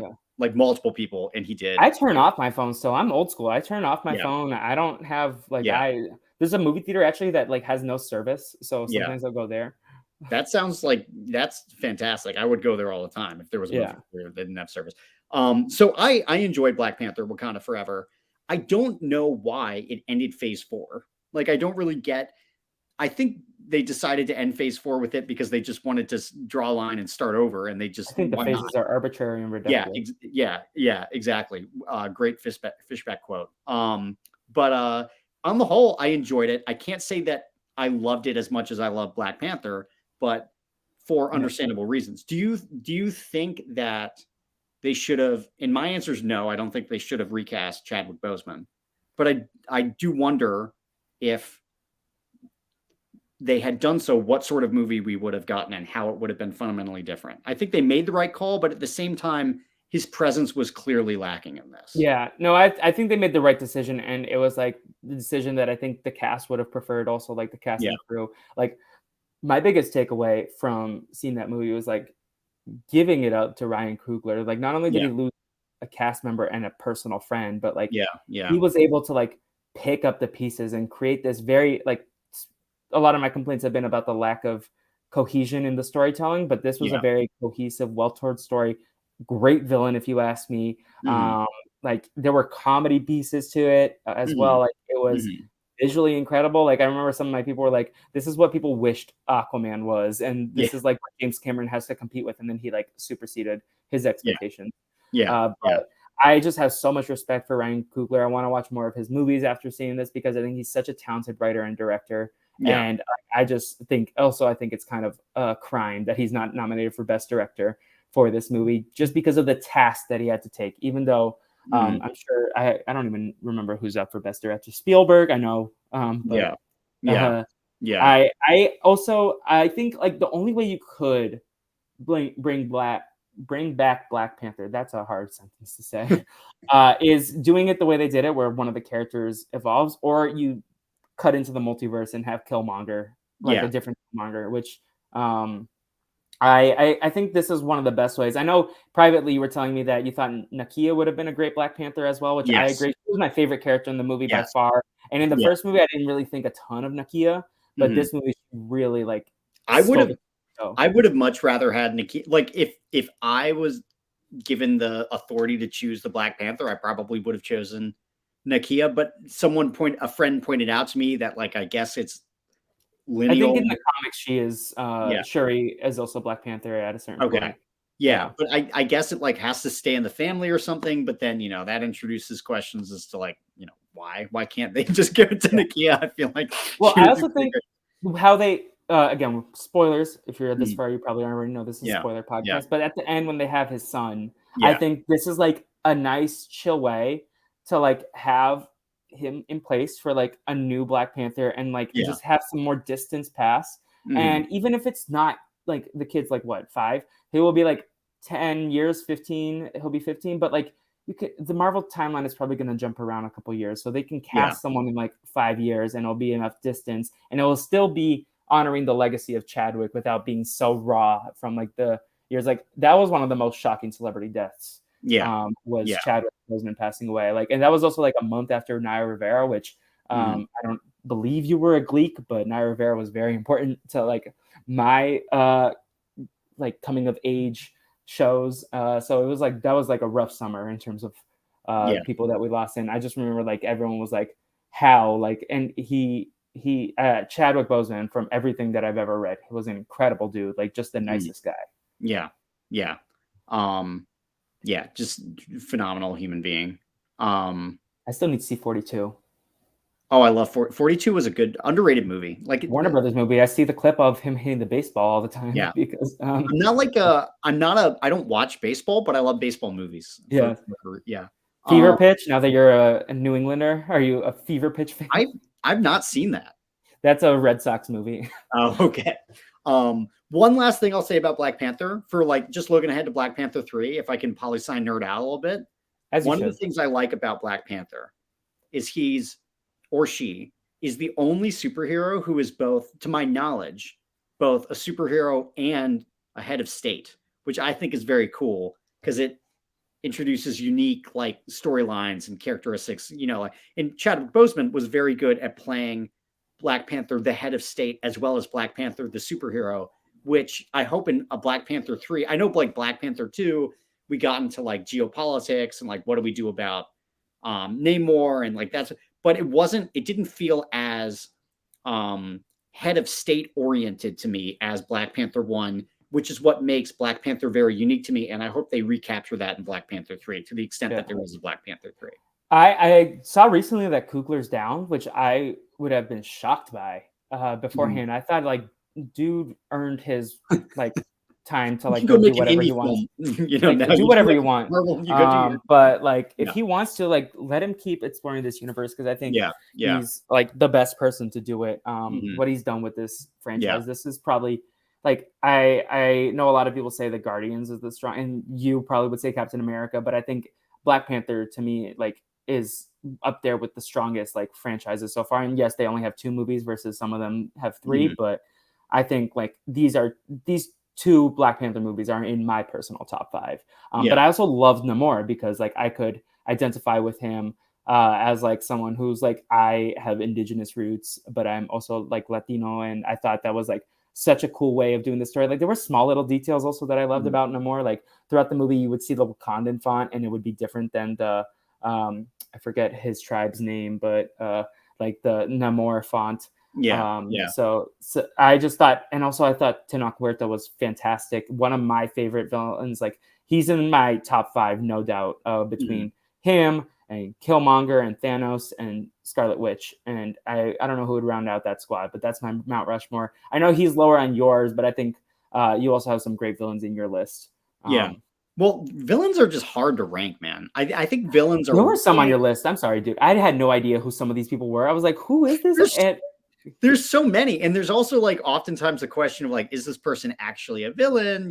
So like my only rule is like um Malekith and what his like buddy are always last and second to last. That's like the hard and fast, like it would have to I be said this in really the bad. post show Discord, but like Oh my god, poor AAA who played Echo on Lost. Like he was not only Algrim slash Curse, but he was also the crocodile dude from the Suicide Squad from Oh yeah, he's 2016. just yeah. Like I think the dude just wants to do a superhero movie, and they keep giving him. But like I literally saw your thing, and I was like, "Who is the Supreme Intelligence?" And I was like, I had to Google that, and Yeah. all of a sudden I don't remember who it is again. So Well, if you don't remember, it's probably a good sign that they should be ranked very low. yeah, Yeah, so there are some on my list that are my kind of take on villains is that they have to be the very best villain is memorable, has a unique power set, and like has a motivation that you can understand and grapple with. And to me, like Magneto is usually the quintessential version of this. yeah. But then also, I have like a special place in my heart for like the one-off villains who are just like wacky characters. And a good example of this would be Oh, I love the Green Goblin in the first Spider-Man for that reason. Like he's oh just yeah. like such a Well, kooky for guy. me, it's what's his name? Just is it Justin Hammer in Iron Oh Man 2? yeah, from Iron Man Yeah, 2, like Sam people Rockwell. are down on him, but I feel like he's just having fun doing his thing. Like I like that guy. Yeah. Everything is super give me a big appreciation for Whiplash, Yeah. for Mickey Rourke, just because there's like Yeah. I want my bird. Yeah. Um, Yeah. s- Um yeah. Wait, so let's the next one on your list was Guardians of the Galaxy holiday special. yeah. Yeah. We can also do both this and Werewolf by Night in the same shot if you want because Yeah. they're both the I TV think specials. I was very high on the one-off like special. I liked this better than the TV shows, maybe because it felt to get back to what I was saying. I'm maybe to like label myself. I'm just like an eventy MCU guy. I just like it when they feel like an event. And the specials, and again, to just clarify, like if you love She-Hulk and it's very not eventy, totally fine. I think we're just in an era of the MCU where it's not as eventy as it used to be. But the specials felt eventy to me in a way that was just cool and unique. In the holiday special, you know, I'm a sucker for a good Christmas movie. Just love. There was one time I did a 25 Days of Christmas where I had 25 Christmas movies. I tried to watch all 25 in the 25 days leading up, but I think I got like 18 or 19. That's still Um, impressive because I yeah, thought about doing that this year and I hit yeah. 0. But yeah, the Christmas special, it just like resonated with me. I thought it was very well executed, and I I know he missed for some people, but like I love Kevin Bacon in that thing. Yeah. Yeah, Those both specials have sentimental place in my heart because they just happened to line up when my dad was in town. Well, to be fair, I also waited a week to watch The Werewolf by Night because I knew yeah, he was coming to town, but yeah, I got to watch them with my dad, which was a fun experience. So they probably were elevated by that. I did really enjoy the Christmas special. I mean, also they go drunkenly walking around Hollywood Boulevard, which I thought was funny. I also like the fact that it wasn't super centered on Star-Lord or yeah, Rocket. It allowed Mantis to shine and also yeah, Drax a little bit. yeah, I love exploring these like lesser characters. That's yeah, something that I hope gets to continue. And the TV specials were a lot of fun. My big concern is like, are they gonna start doing that and just have like TV movies basically? Because I don't know if they're like gonna take that. And I think honestly, I'd be here for it. I'm also now that I'm thinking out loud, thinking that there could be an anthology superhero series. Like they could instead of like an arc for Miss Marvel, they could do these like one-offs, but mhm, like a Werewolf by Night. But then you could do like all these different like supernatural, like 6 episodes, different supernatural superhero sort of thing. mhm, And like a Werewolf by Night, Moon Knight could have been this category. Blade yeah, could get a TV like, and that's how you introduce all these characters. Whereas yeah, then you can just have them pop up in the rest of the show, and it's not as big of a time commitment as these yeah, shows. yeah, yeah. I think it's a fair question, like which of the TV shows would have just been better as a special? Um, and you highlighted one that I think would have just been better as a special, which is Moon Knight. I think Yeah. it would have been better as a special. She-Hulk, to keep coming back to it, is like my paradigmatic example of like, I think it cannot be a TV special. Like it cannot be a special. What Yeah. makes it good and what makes it unique is that it is an episodic sitcom. But I think a lot of the where Marvel in Phase 4 kind of fell flat sometimes with the TV shows, I think it's where they should have just been a TV special. I think Captain America should have just been a TV special. I like if they weren't going to be special, like, or TV movies, like, because I think Captain America could have been 2 hours instead of just 50 minutes, like these specials were. But I think Captain America and I enjoyed Miss Marvel, but Miss Marvel could have also been a 2 hour movie. I also think it's kind of an oversight to not have Miss Marvel be a movie. I don't know. I think, and I have qualms with Miss Marvel. Don't worry, we're going to talk about her in a little bit. But I think that Moon Knight also, like, there were episodes 2 to 3 when they were just kind of like doing the Indiana Jones thing. Like, felt a little long. I remember episode 4 before the big twist. I was like, what? It feels like so boring. Why are we just doing this? Like, there feels like there's not a ton of stakes. And then they hit the twist. I was like, okay, this was what it was all worth it. And then also the CGI battle at the end. So there was like, I think Moon Knight could have been truncated down to like an hour and a half, and I would have been totally good. Yeah. Back to CGI battle. I put that up there with like the head, that there's a head in the earth. Like there's a giant alligator fighting a giant, like, I forget what the other thing was. Like a bird. Yeah. And like, how is no one talking about this at all? I guess it's just like par for the course in the universe at this point. But like, you know, that combined with the Secret Society stuff, I'm with you on Miss Marvel should have just been a TV special. It was so like very clearly 2 stories that they, you know, they did this story and then they did this story, and it just would, I think, get rid of the Secret Society story, make it all the one story in her hometown, and then also make it a TV special. Yeah, and I think honestly my favorite part of Miss Marvel was not the Marvel stuff. Like, I liked the traveling back in time to Pakistan and like, that was a great episode. I knew of partition, but I didn't know like the details of partition. So I thought that was a very like important historical episode. I actually brought it up on a Mediapedia episode that I did with Grace and Marissa and Latanya about like based on a real story. And I was like, that made me want to do more research about it and like learn for myself. I thought that was a fantastic episode. Like, the clandestine stuff missed me. The secret agent, not the secret agent stuff, the other agent. I just kind of wanted to see Miss Marvel like learning. I like the parts where she was learning her powers, and like I thought her power set was super cool. But I also just was happy to vibe with her. She was a cool character, and Iman Vellani is one of the best casting choices in the MCU, I think, ever, which is so cool to see, like, a girl who had no like professional acting career like become like one of the new faces of the franchise. And I'm excited to see her in the Marvels. I think she's so, like, her enthusiasm is infectious, and I can't wait to see stuff. I know we don't talk about Bruno in my house, but Bruno was I did not like Bruno. He was so wooden, he was so stiff. I felt like the actor was not performing to the caliber of a Marvel talent. And I'm not going to add him because I don't know his name, but I was like kind of annoyed with this actor, and I thought he was like I don't care enough about like a bad acting performance, but like Marvel usually doesn't miss, and I felt like this was like a miss. I'm just annoyed that the dude's not going to whatever the elite thing is that he got into with the because college. Of a girl. Yeah, like, just go, man. Just like, don't be so short-sighted. Let me tell people this. Like, very few, I mean, that's not true. Like, generally, high school relationships don't last compared to the number ones that break up. So they're not even in a relationship. Yeah. It's maybe a little bit harder for him because, like, you know, he's helping someone become a superhero. Like, she can create like.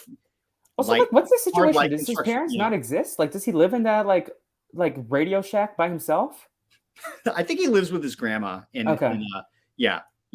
but dude should go to the special school that he got into. Like, so I'm a bit out on, you know, Bruno for being a bit lovesick, but maybe that's overly mean of me.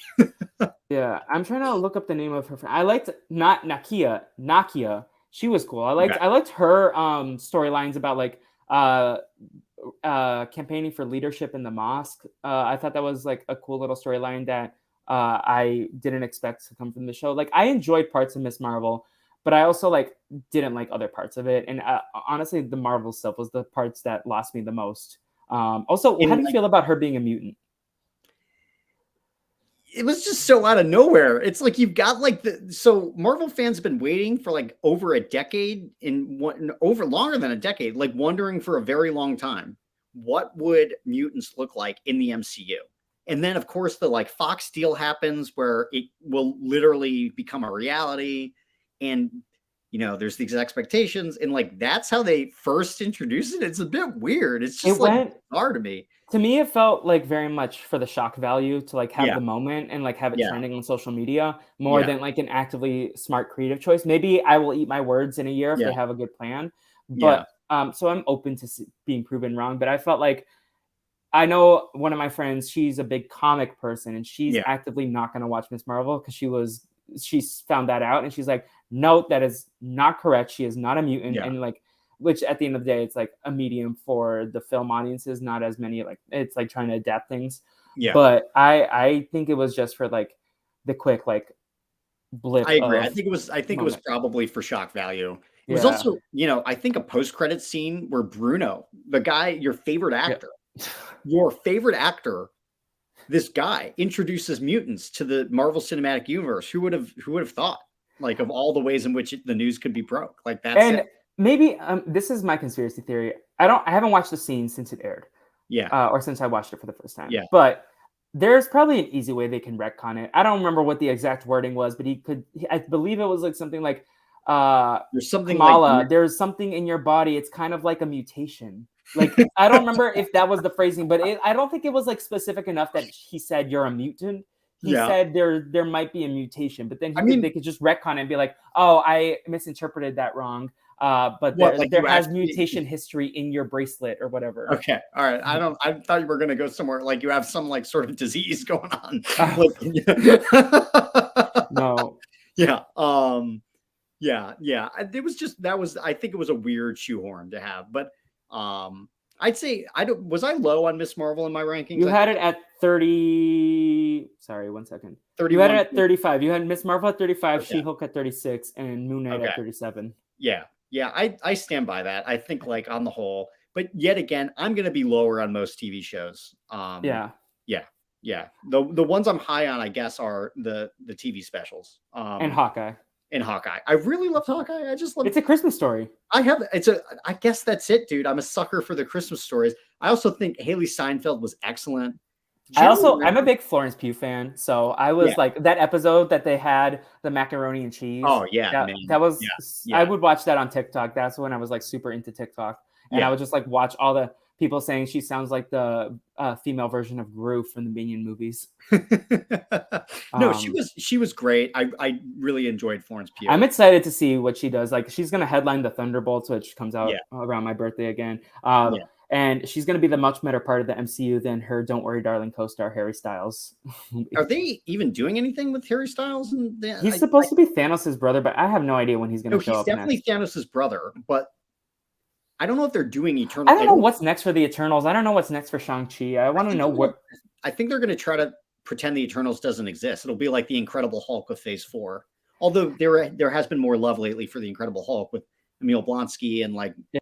I don't know. I But think they should also, bring like, Ben back. 3 people just got grabbed. They got pulled out of the random streets of London. But like the Yeah, dude, Kit Harington, saw them yeah, all leave. Like, how yeah. does no one talk about this either? Yeah, yeah. I also, for what it's worth, I actually enjoyed Eternals way more than most I people. love the Eternals. Yeah, Also, like, I think Chloe Zhao is an excellent filmmaker, and I love the fact mhm, that she filmed it on location. This is something I talked about in the last yeah, year podcast, but like the fact that she filmed it on location, you can tell that there's a lot more like care for the craft as opposed to just being in a soundstage in Atlanta. yeah, So yeah. I thought that was super cool. Did I ever tell you that I saw her at work one time? No. No, she walked up. I was the scanner at the ticket counter, and she was like, "Hi, I'm here for a deluxe tour. My name is Cindy Zhao," because she like that was her code name. And then we left on the list. And I was like, and then I turned to my friend after she left, and I was like, "That was definitely That's her Chloe Zhao." code But name? she, It's not that far off from her yeah, real I was like, maybe that's her. I don't know. Maybe yeah. did I just dox her? I don't know. She's a public figure. I can't dox her. Um, yeah, Her government name. yeah, I quite enjoyed Eternals, although I Mm, think I enjoyed the concept of Eternals and then, agreed. persisting across millennia more than maybe the execution of Eternals. Yeah, Yeah, yeah. I Uh, thought it also looked pretty cool, like visually. I thought it was yeah, visually. it was also the most unique. One of the critiques that has been made of Phase 4 that I don't think I've made as much is that the aesthetics are running together and the plot lines are becoming predictable. I actually Yeah, for me, I think that criticism has resonated less with me. Although I think to the extent that there is an exception from that criticism, it's Eternals really like is aesthetically different from the average Marvel movie, and you know it didn't perform as well. So maybe people are a bit gun shy then when it comes Yeah. to breaking the norm. Yeah, I that was the last movie that I saw having watched the trailer beforehand, and I still really found a lot of things to enjoy. Like I remember when the first like cuts of the teaser or the trailer came out, I was like, "Oh, this looks so interesting!" Like Salma Hayek in the middle of like the farm on a horse. Like, what is this? This looks so quirky and different than Yeah, everything else yeah, that's like Marvel-y. yeah, And that's I think one of the big reasons that I liked it. Like it just was a fun environment and different than what we usually get with the big like vibrant colors of Marvel. yeah, Um, yeah, so, do we want to just round out the TV stuff? Speaking of vibrant cover colors with yeah. She-Hulk and Moon Knight, since like we've talked about So She-Hulk Moon so Knight, much. what I found weird about Moon Knight, I don't know if anyone else relates to this, but I found it like, and maybe this is literally on purpose, but I found it to be mentally jarring in terms of like what the heck is going on. And yeah, that's the whole idea. The guy is Yeah, having multiple personalities and so different. You're supposed to be confused, but like I'm someone who appreciates the movie Memento and can understand that it is an achievement in art, but yet also say that when I watched Memento, it made me feel ill because I found it so jarring to be constantly going back. And so I didn't have as strong of like a reaction to Moonlight as I did to Memento, but I did feel like a jarring sense of like what the heck is happening even here. the physicality and the sound effects can be a little whiplashy, like in Yeah. when he like switches between his alters. Also, this is a very small quibble. I didn't like how they were like, "Oh, we're gonna tease this third person out," but Oh like yeah. everyone Yeah. called it from like the first or second. Like Yeah. everyone could clearly see that they're also like. I mean, I had done a little bit of Wikipedia research before the show came out on the guy, but I was like, Jake Lockley, like, who's this Stephen Grant? Like, the other one is Jake Lockley. Yeah. And I also hated the sound effect of the gunshot when he kills Arthur Harrow in the taxi at the end of the post credit scene. I just thought that sound effect was very like laser fire in Star Wars as opposed to like pew pew. It was like instead of like an actual gunshot. I don't know. That was a very small nitpick from me. That's the nitpick of someone who's in the industry and knows what to look for. That's like a high level. I was like the Foley artist. I think they missed on that one, but like Yes. I actually really enjoyed like the cast. I thought three incredible performances by like Mhm. Ethan Hawke and Yeah. Oscar Isaac and Yeah. May Kalamawe.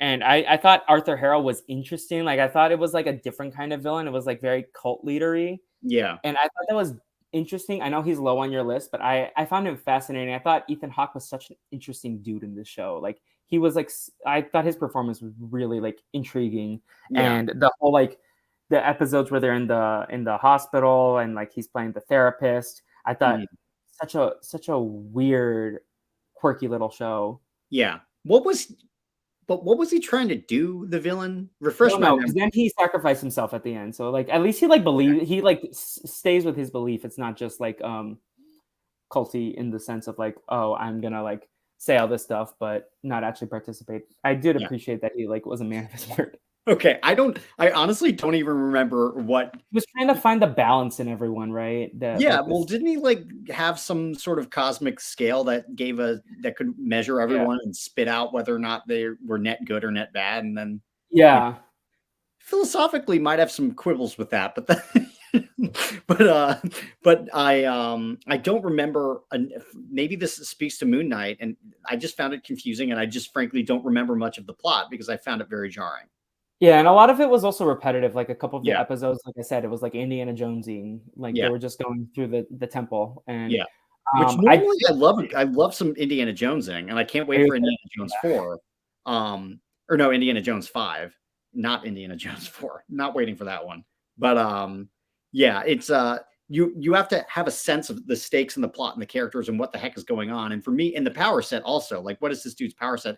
What I understand that it's cool when he is cutting back and forth and you don't actually see the action take place, but then okay, but then what is this guy's deal? Like, what exactly is he? Is he like Batman? I guess in a sense, I don't but know. not.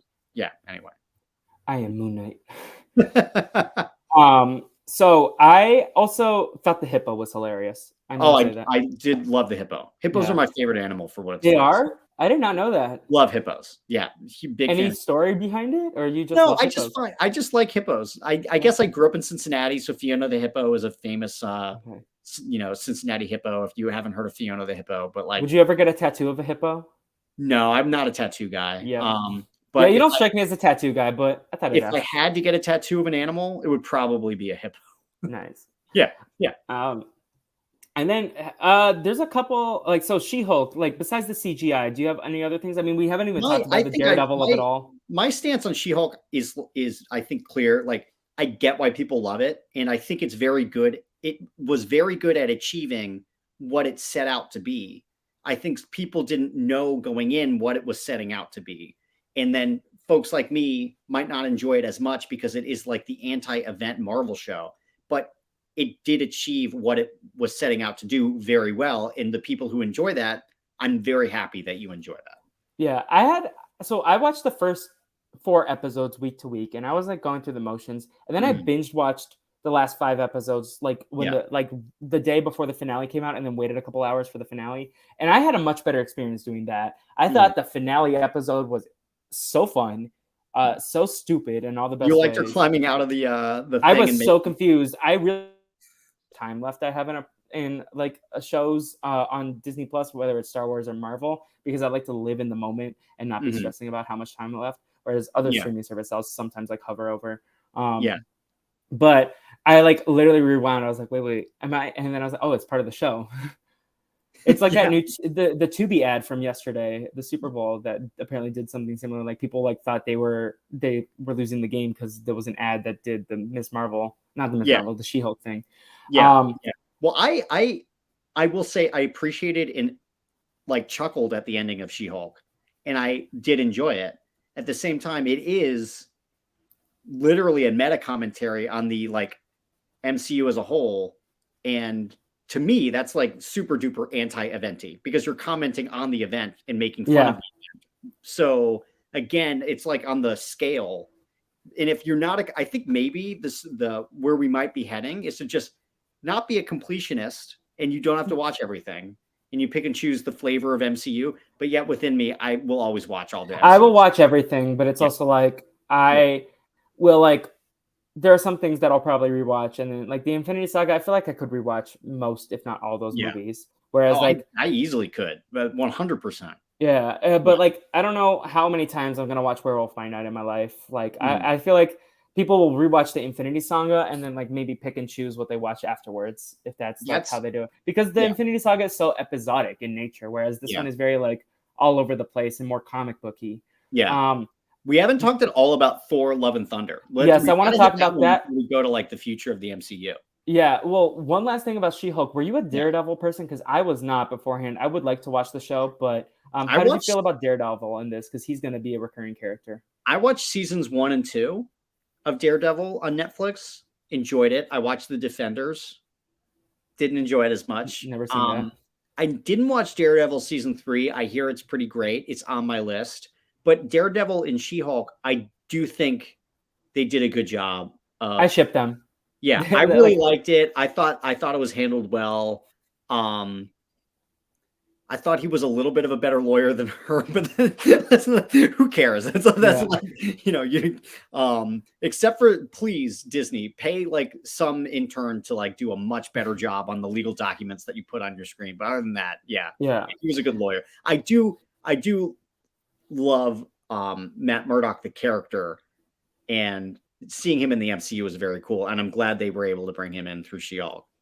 Yeah, no, one of the few Marvel comics I read was like I think the Hulk was on trial and Mhm. Daredevil was his lawyer, so I thought that Okay. was like fun. And See, like the Fantastic that's Four what are involved. I would love that. I would Yeah. like granted that's not super eventy either, but like, I But if would they do World War Hulk, and then that could be like a afterwards thing. yeah, yeah, I Yeah. would I do think they came up with very clever like legal things when they were in the courthouse, but the resolution of them left That much to was be. some of the more fun I had, like the Yeah. Megan, like it was stupid, but like the Asgardian elf who was shapeshifting, Yes. the guy who like couldn't have confrontation with the people he was having relations with, and then he just Yeah. like Yeah. took like off and like started a new identity. Yeah. Um, I Yeah. thought that was fun parts of the show. And I also loved Ginger Gonzaga, who was like Nikki, her best friend. She was a lot of fun in the show. Oh, she But was. Jamila Jamil, I don't know what she was doing in the show. I felt like that Titania stuff was a little all over the That was place. weird. It was I thought it kind of could have been done a lot better. That's yeah. where I was. Yeah, like how are you going to rank her as a villain? This is where villain rankings get very gnarly. It's like where does Yeah. Titania show up on your Yeah, you villain? had her at 40, so she's like Yeah, not it's the like worst. how do you rank?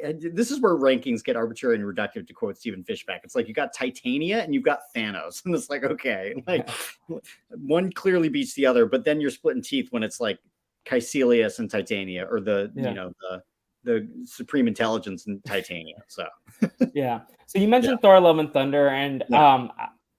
I'll just say in terms of my expectations, like at that point, I remember I was super excited for Doctor Strange, and then I came out of Doctor Strange a little underwhelmed.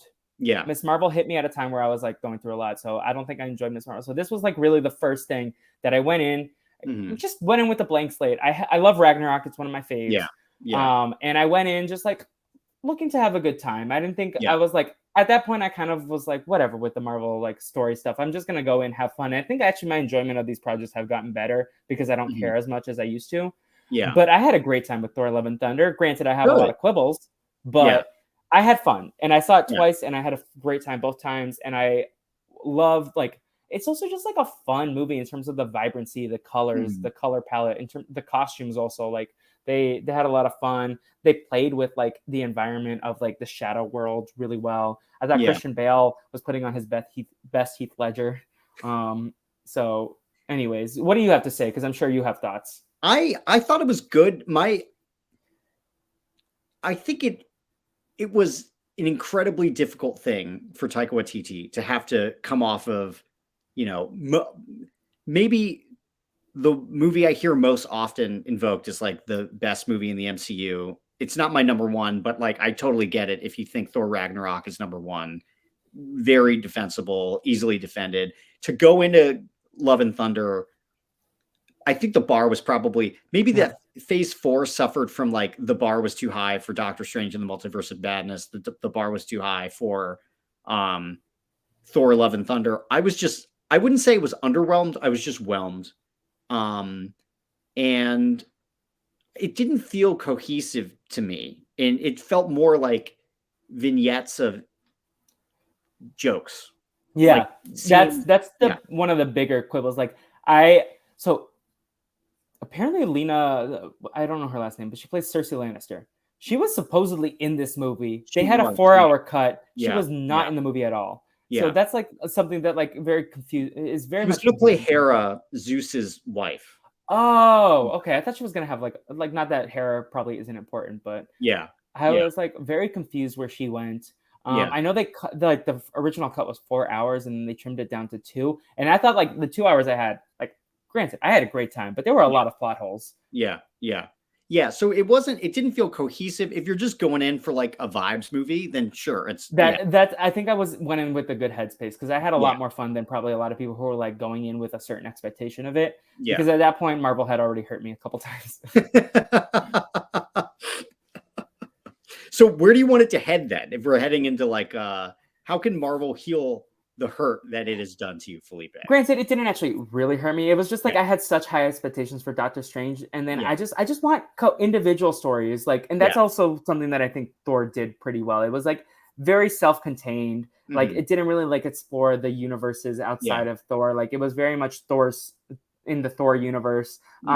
Like without a ton of like the Guardians didn't need to be there, but otherwise it was pretty much in the Thor world. Whereas Doctor Strange, I thought was going to be like exploring the further story of Carl Mordo, doing multiverse stuff, but for the sake of Doctor Strange's individual story. And this is something Kevin's discussed. Like Doctor Strange is not a good headliner of a movie. He's a good side character. Whereas I will actually say Thor is a good headliner. Yeah.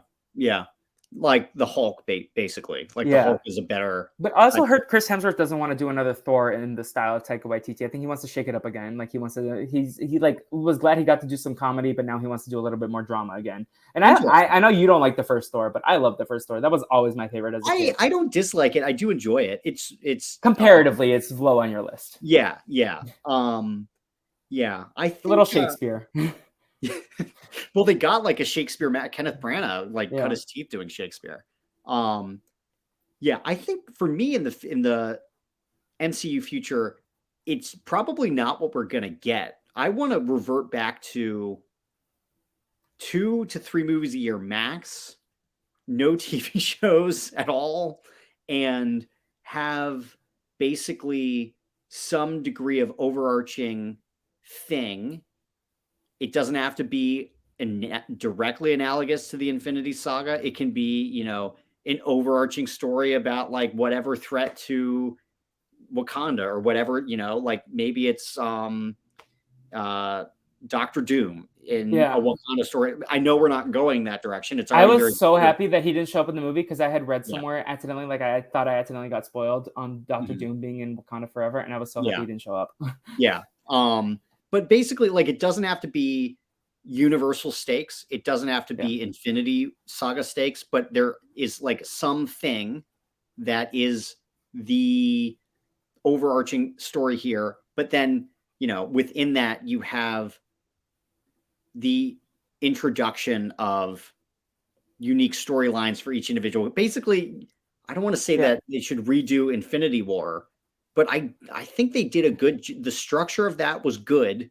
I don't think the wheel should be reinvented, nor should it be treated like just squeeze as much out of it as you can with as many properties as you can, and then move on. I think I you got think to keep the they need master to launch streamline as it a close as you little bit. I'm can. Mhm. open to them playing with more than just one story at a time, Yeah. even as long as they have like one big storyline that they're aiming towards. But I Mhm. think that they can't have more than like three stories at a time because right now Yeah. it's like like at the start of the TV series, I was like, okay, they're gonna like focus on the cosmos Mhm. stuff with like the scrolls, Yeah. and then they're gonna have like the multiverse stuff with like Loki and Doctor Strange, Yeah. and then like the kind of science politics stuff with Yeah. Captain America. But now Yeah. there's like so many outside different things that I think if they had 3 movies a year, and I think this year we're gonna have movies every couple of months, and then we're not gonna have a movie until next May.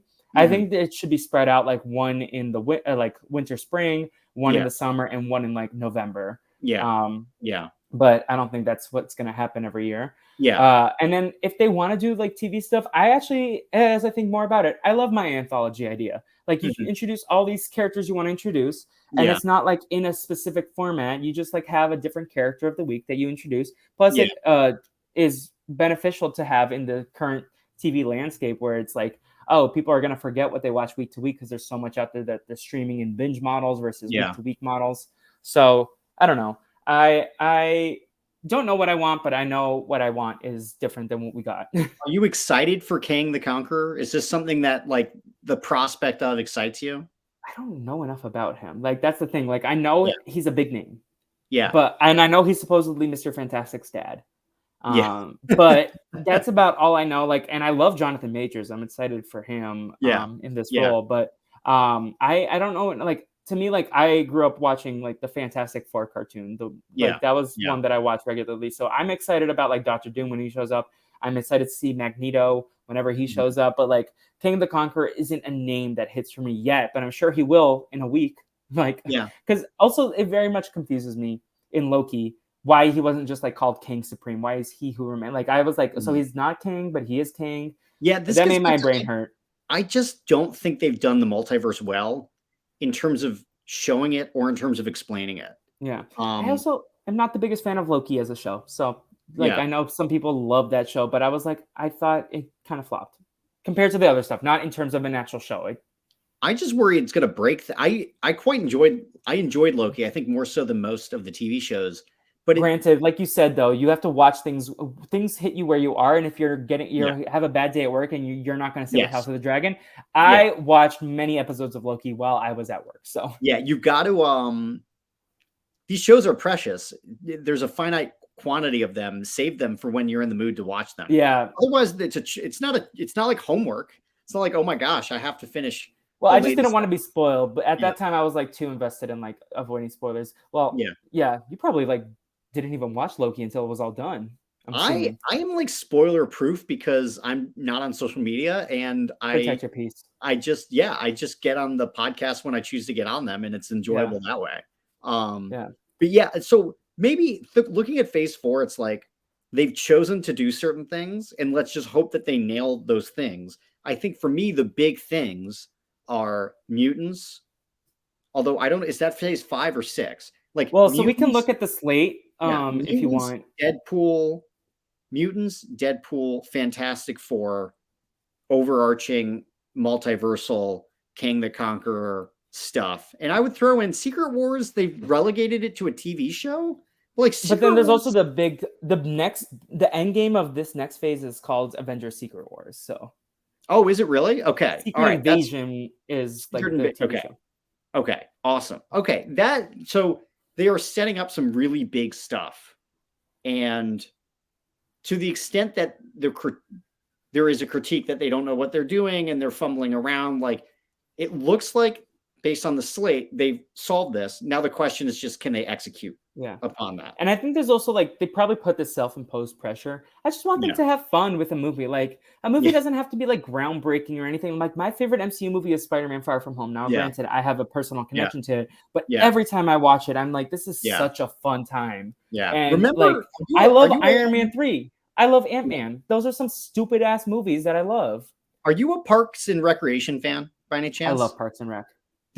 I love Parks and Rec too. And there's like some episode, I can't remember when, where like Leslie Knope like pulls off some really cool thing. And then there's an episode about how she's all worried that she'll never be able to pull off another cool thing again. Do you know what I'm talking about? I vaguely remember like some episodes stand out more than others, but well, the maybe like Disney had a little bit of that with phase 4. It's like, we just pulled off this, they Leslie Knope did a little bit where they just pulled off this incredible thing. They were very nervous about pulling off another incredible thing and wondering what it could be. And so they tried, they dabbled, and they did lots of things that, some worked, some didn't work, but now they've got their overarching structure. My A, can they execute? B, is the appetite still there for it? I think obviously the appetite will still be there, but I don't know if the lightning in the bottle will ever be recaptured with the Infinity Saga, because it was just unique. And now we are acculturated to a certain extent to superhero movies in a way we were not when we just watched them for that, Yeah, I don't think I'd mind if they pulled back on the shows and focused more on the movies. Like I would honestly take 4 movies a year with maybe 1 or 2 shows, as opposed to this slate that we have for 2023. Again, things are in flux. I know Agatha's still filming right now, so 6 shows. But some of this makes my tummy hurt. 6 shows is too many shows. You do not need to have. This is just for 2023. We have 6 TV shows. Also, I don't know where X-Men 97 falls in this. I didn't write that down. Also, somewhere out there is someone who just emphatically disagrees with me and loves that there's a million shows. And to that person, I say, I'm very happy that you are happy. But it's just not my style of consuming MCU content to have so much of it. It's just not like, what if Secret Invasion, Loki, Ironheart, Echo, and Agatha, Coven of Chaos, those all sound cool individually. Like, things can be cool individually, but then when you look over the course of like 2023 and there's 9 total things, it's just not, again, to use the made up word I made, it's not as eventy as it used to be. And maybe I just need to come to terms with that and just enjoy watching. Just be grateful. I should just be grateful that I'm getting cool MCU content. My outline isn't even up to date because I forgot there's like some Wonder Man show. There's a Vision show called Vision Quest. There's like an Armor Wars thing, but a Shang-Chi sequel. Okay, Shang-Chi, I want a sequel. That I'm happy about. It doesn't even have to be a sequel. I just want more of him. Also, like, didn't his sister have some big post-credit scene? I'm like, I forgot she existed. Yeah, so. She's like the head of the 7 Rings now. Yeah. This is so your fear about the Endgame, and like I kind of am worried about Agatha because WandaVision, regardless of how you feel about it personally, it was an event. Like you could not go on, which wasn't a problem for you. You're not on social media, but you could not words would be trending on social media. Like I think they're really gonna want to try to capture WandaVision. It was also Emmy nominated for a lot of stuff. So I think my fear is that Agatha is gonna try to recapture that magic. And I don't know. I'm worried, but I'm excited because it has Sashir Zaneta, who I love, and Aubrey Plaza's in it too. So really? Okay. Yeah. Do you care about casting spoilers? About I don't know who they play, but they're just in the show. Fine. WandaVision was an event because it was the first one ever. Yeah. And it also really used TV as a medium. Yes, and it was very unique in a way that I feel like it wasn't at all like a movie until the very end, and then people criticized it the most for the end when it became like a movie.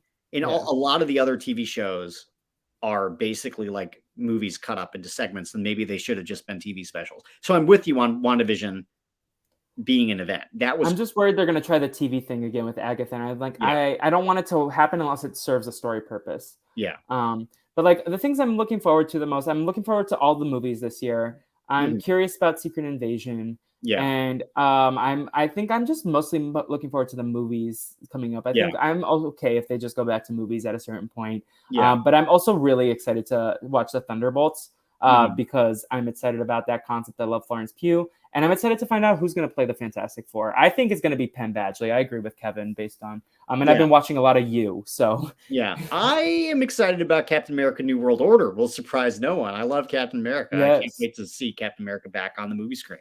So I love Zemo. So I hope he shows up in some capacity. The super cut of the Zemo dancing scene. Yeah, I love the Madripoor episode. I know that was a polarizing episode, but yeah. Just to like round things out, what do you want in your future MCU stories, and what is important to keep the franchise healthy and alleviate the like fears of the concerns or fears of fatigue in this universe? I just think it's what I said. They've made particular choices to introduce like the Thunderbolts, introduce Deadpool, introduce the Fantastic Four, introduce Kang, do Secret Wars. Like they've made their choices. They just got to execute on their choices. And historically, like when they've had a plan, they're really good at executing. So I know I've been rather bearish on many aspects of the MCU, but I'd say I'm very optimistic because I think there is like a vision you can see here.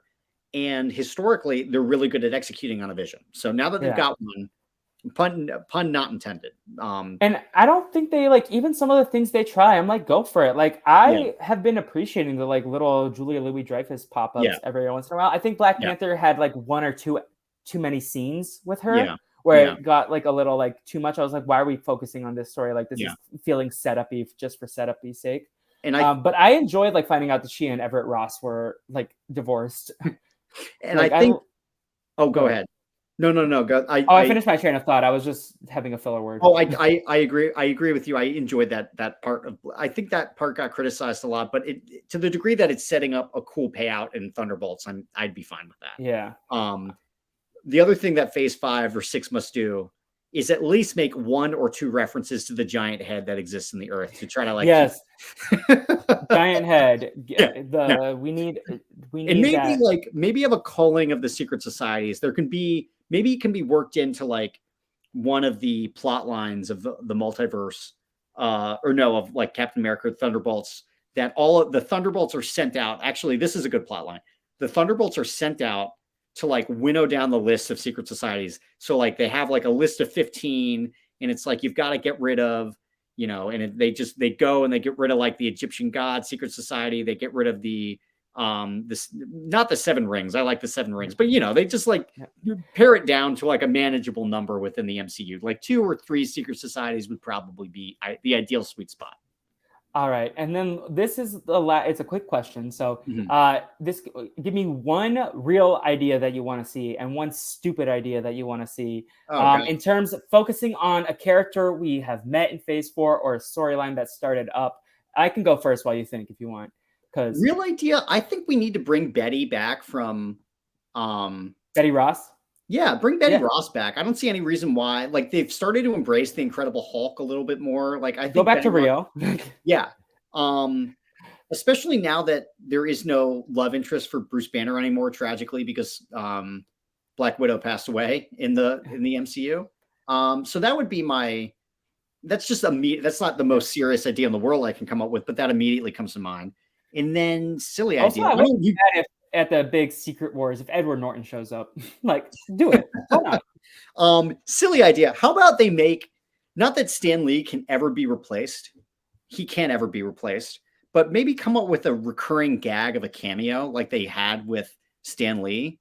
Well, and I mean, maybe Zach Cherry was in 2 different movies. Who was Dylan in Severance? He was in Spider-Man: Homecoming, and in Shang-Chi, he was the guy with the. Maybe he can be the new him version. Or like. I would be fine with Pizza Papa being in every MCU movie going forward in some capacity, bouncing around the multiverse, selling his Pizza Papa balls or whatever. If you look at those in the post-credit scene, they look really yummy. I think like it makes sense to make doughy pizza balls and have that be the new form of eating pizza. They should sell that at Avengers Campus, which I've never been to. So if you're ever in LA, I'm happy to go with you. Yeah, I will gladly. The Wi-Fi network in my home in New Haven is Avengers compound. So.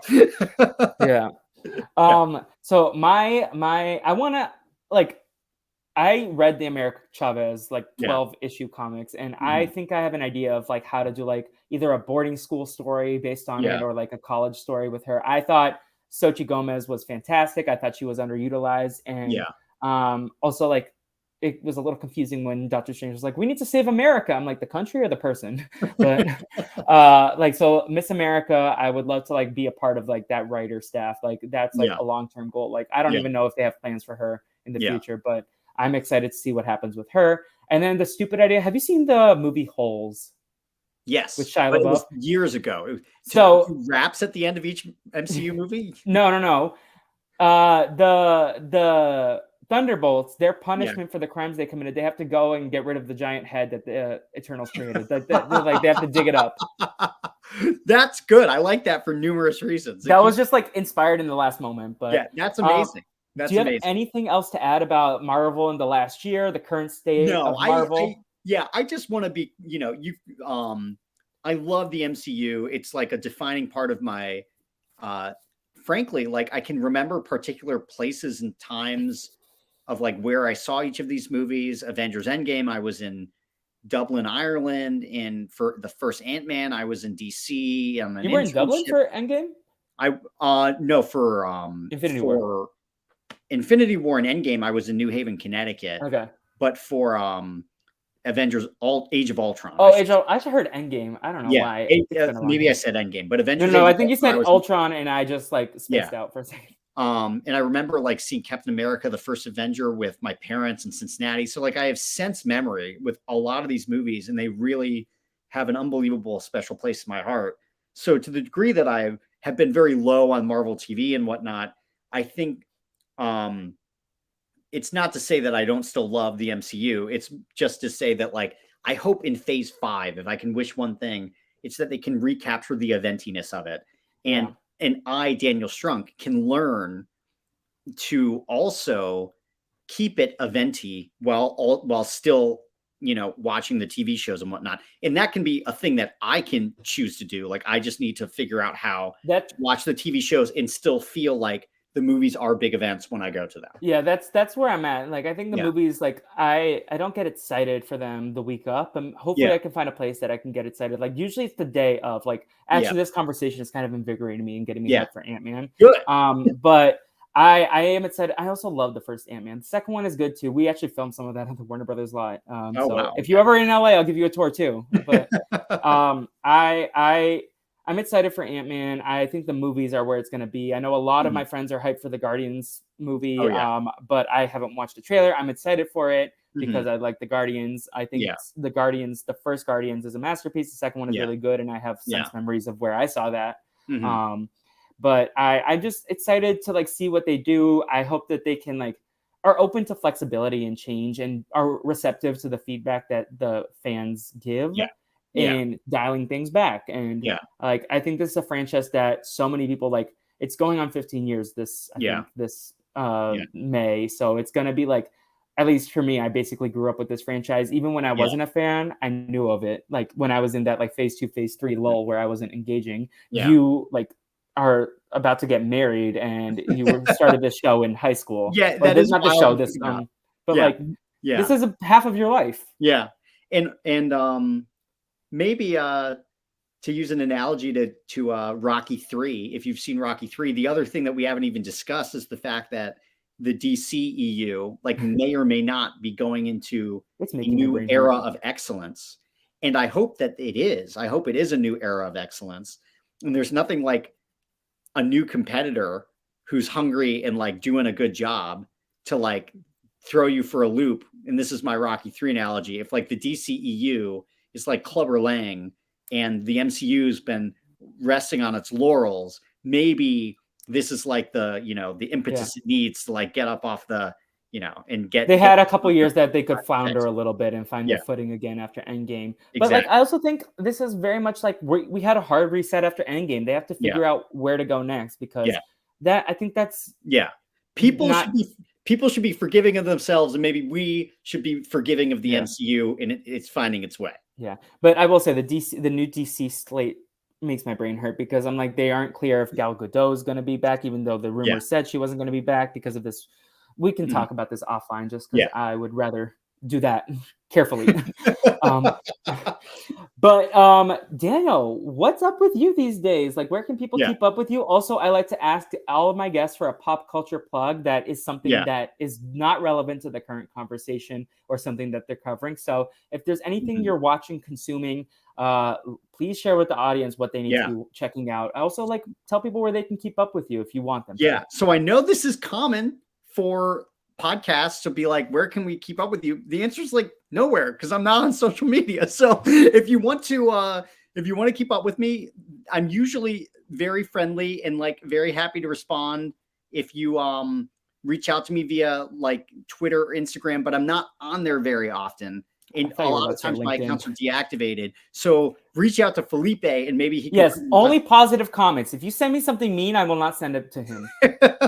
But I'm happy to interact with folks. I just am generally not a social media person. So I will do your plugs for this. If you like this episode and you want Daniel to know that, tweet at me, Instagram me, Discord me, whatever, or comment in the YouTube channel if we post this on there. But like, or leave it in an Apple Podcast review. Maybe he'll see that. Yeah, give a but good then review. I will send you the good feedback. How about that?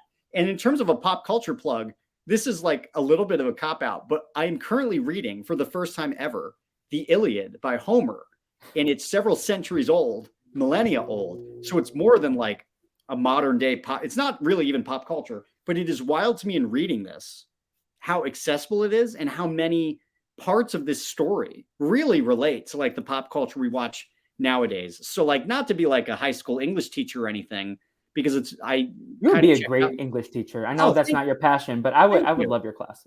I appreciate that. But check out the Iliad. It's pretty amazing. It's blowing my mind how like fun it is to read this thing. So I'm just laughing because that's like the most ancient text that someone's ever brought into a pop culture. Well, usually they're like, oh, The Last of Us or Poker Face, something like up to date. But you're like, no, let's go back in time, like the Eternals. It's still relevant. It's like unbelievably relevant for the modern day. It's really good. Really, not gonna lie, if I had to place a bet, I would have guessed you would have plugged The Last of Us, but I don't know. I'm 2 episodes behind, but it's been good so far. Good stuff. It's on my list. I haven't started it yet, actually. I'm saving it. And Poker Face, I think you would enjoy as well, but I'm also gonna start stacking episodes because I thought it was much more enjoyable when I binge watched the first 4 episodes they dropped, and then I think we should have a conversation offline about binge versus, because I know you are very much week to week, but I think I agree with you to an extent, but I also think more than 1 episode is needed sometimes. I think it's like it could be like a 2 episodes a week sort of thing. You got to decide if a show is like one cookie or a cake. Like no one wants to eat an entire cake at once, but it doesn't make sense to eat one little nibble of a cookie at once. So some shows are cakes and some shows are cookies. And I think like House of the Dragon is a cake. You don't want to eat the whole thing at once, I think. But like maybe Cobra Kai is a cookie, and it's just fun to binge that thing. I still need to finish House of the Dragon. That's the one show that I never finished. Like at the end of the year, I was like, okay, I want to have know which are my top 10 shows of the year. And then I had to speed watch. I didn't speed it up, but I watched Andor, and I was going to watch House of the Dragon the week before because I didn't watch Andor live either, but I had heard great things. I loved Andor. Andor might be a cookie cake. You could binge it, and you could but I was like watching 3 episodes a night, and apparently that was the perfect way to do it. It's really good. I loved Andor. Andor. I also loved Obi-Wan. I know that's controversial, but I loved Obi-Wan so much. I thought it was good. It wasn't great, but I was very depressed when it came out, so like it was like my weekly highlight. But good. Like that's why I know I have a sentimental attachment. So let me wind this down and then let you go, because it is 9 p.m. for 9:15. So let me just do my quick plug. So in terms of the Brazilian Dragon Podcast Network, the Dragon Babies feed is back for 2023. Gravity Bros are going to come back in a couple of weeks, which is the Gravity Falls rewatch podcast. Daniel, have you ever watched Gravity Falls? I haven't. No. Are you you're a Lost fan, right? I am. Yeah. Yes, I think if you like animated stuff, it's like kids Lost, but it's like a fun time. Like I watched it last year for the first time. It's fun. And it's like a lot of the episodes are like kind of like they are one-offs, but then there's is an overarching story. Yeah. Maybe give it a try. I don't know. You Cool. have a big TV list, I know, so I won't add that to your plate. And then also Pretty Little Liars, Two Can't Keep a Secret, which I don't believe Daniel would like. So don't watch Pretty Little Liars, Daniel. But do check out the podcast with Two Can't Keep a Secret. Jay and AJ are back. They're in the middle of season 2 with that podcast. In the main feed, last week I dropped a superhero Hunger Games podcast simulation with characters from the DC universe versus the Marvel universe. So Iron Man and Captain America and Scarlet Witch were all competing against the likes of Batman, Wonder Woman, The Flash, Aquaman, Zatanna. Find out who won the Brazilian Dragon Games season 7. It's a simulation because I like the Hunger Games simulations more. This podcast that you're listening to right now, go listen again if you haven't, if you want to. I am going to release an episode of Si Se Puede with Marissa Garza from Post Show Recaps. We're going to talk more about Latina and Hispanic heritage. And then episode 150 will be the episode afterwards. This is going to be episode 148, Daniel. Congratulations on reaching 150 when you record it. I mean, between you and me, this is the 150th episode we've actually recorded. You and me. Oh, right wow. now. Amazing. So, amazing. Yeah. Wow. I just recorded the episode 150 earlier because the schedules were harder to coordinate. But the theme is going to be You Had to Be There. We're going to talk about Nickelodeon, Cartoon Network, Disney Channel premieres that everyone was excited of if you were in the age bracket for these projects with AJ Norris, Navi, and Nicole Horn, which I'm super excited about for everyone to check that out. It's a fun time. And I'm working towards my next big project, and more information to come. You can follow the YouTube channel. I have plans to do stuff on Twitch and also Discord in the future. And most importantly, please go follow whatever Apple reviews. Give us star ratings. Daniel has done that already, and we appreciate it. Help people find this podcast. Yes. It helps me out. Reward Felipe for hustling. He's good at hustling, and he deserves to be rewarded for it. I agree. Thank you. That wasn't very humble of me, but thank you. And then I guess my pop culture plug. I'm watching You. I also might be doing something with You. It's not finalized, but I might be appearing on some sort of You coverage soon. So that's all I'll say. But definitely watch You if you can handle it. It is very creepy. It's very stressful for some people, I know, but I got sucked in. I thought it was going to be a stupid show, and I got sucked in. Any final thoughts, Daniel? Nope. I think we covered it all, man. This was a blast. Thank you for having me. It was a pleasure. Of course. I had a great time with you, and you're welcome back on this podcast anytime that you want. Thank you. And I will ask you your Ant-Man opinions next week. Oh, for sure. I'll send them your way probably Thursday after I get out of the theater. Okay. Well, I might have to mute you until I watch it. I can give you... Text me before you send it. I won't even tell you. You know what? I'll wait until Saturday. So you just let me know when you've seen it, and then because I don't want to accidentally text you, and then you're like, "Oh, something came up and I couldn't see it." So sometimes even just saying I enjoyed it can be a spoiler. So I won't. I'll say nothing. You let me know when you've seen it. You can literally just say "watched," and I'll be like, "Okay, cool." Good to know. Okay. Well, thank you everyone for listening. Until next time, everyone. Goodbye.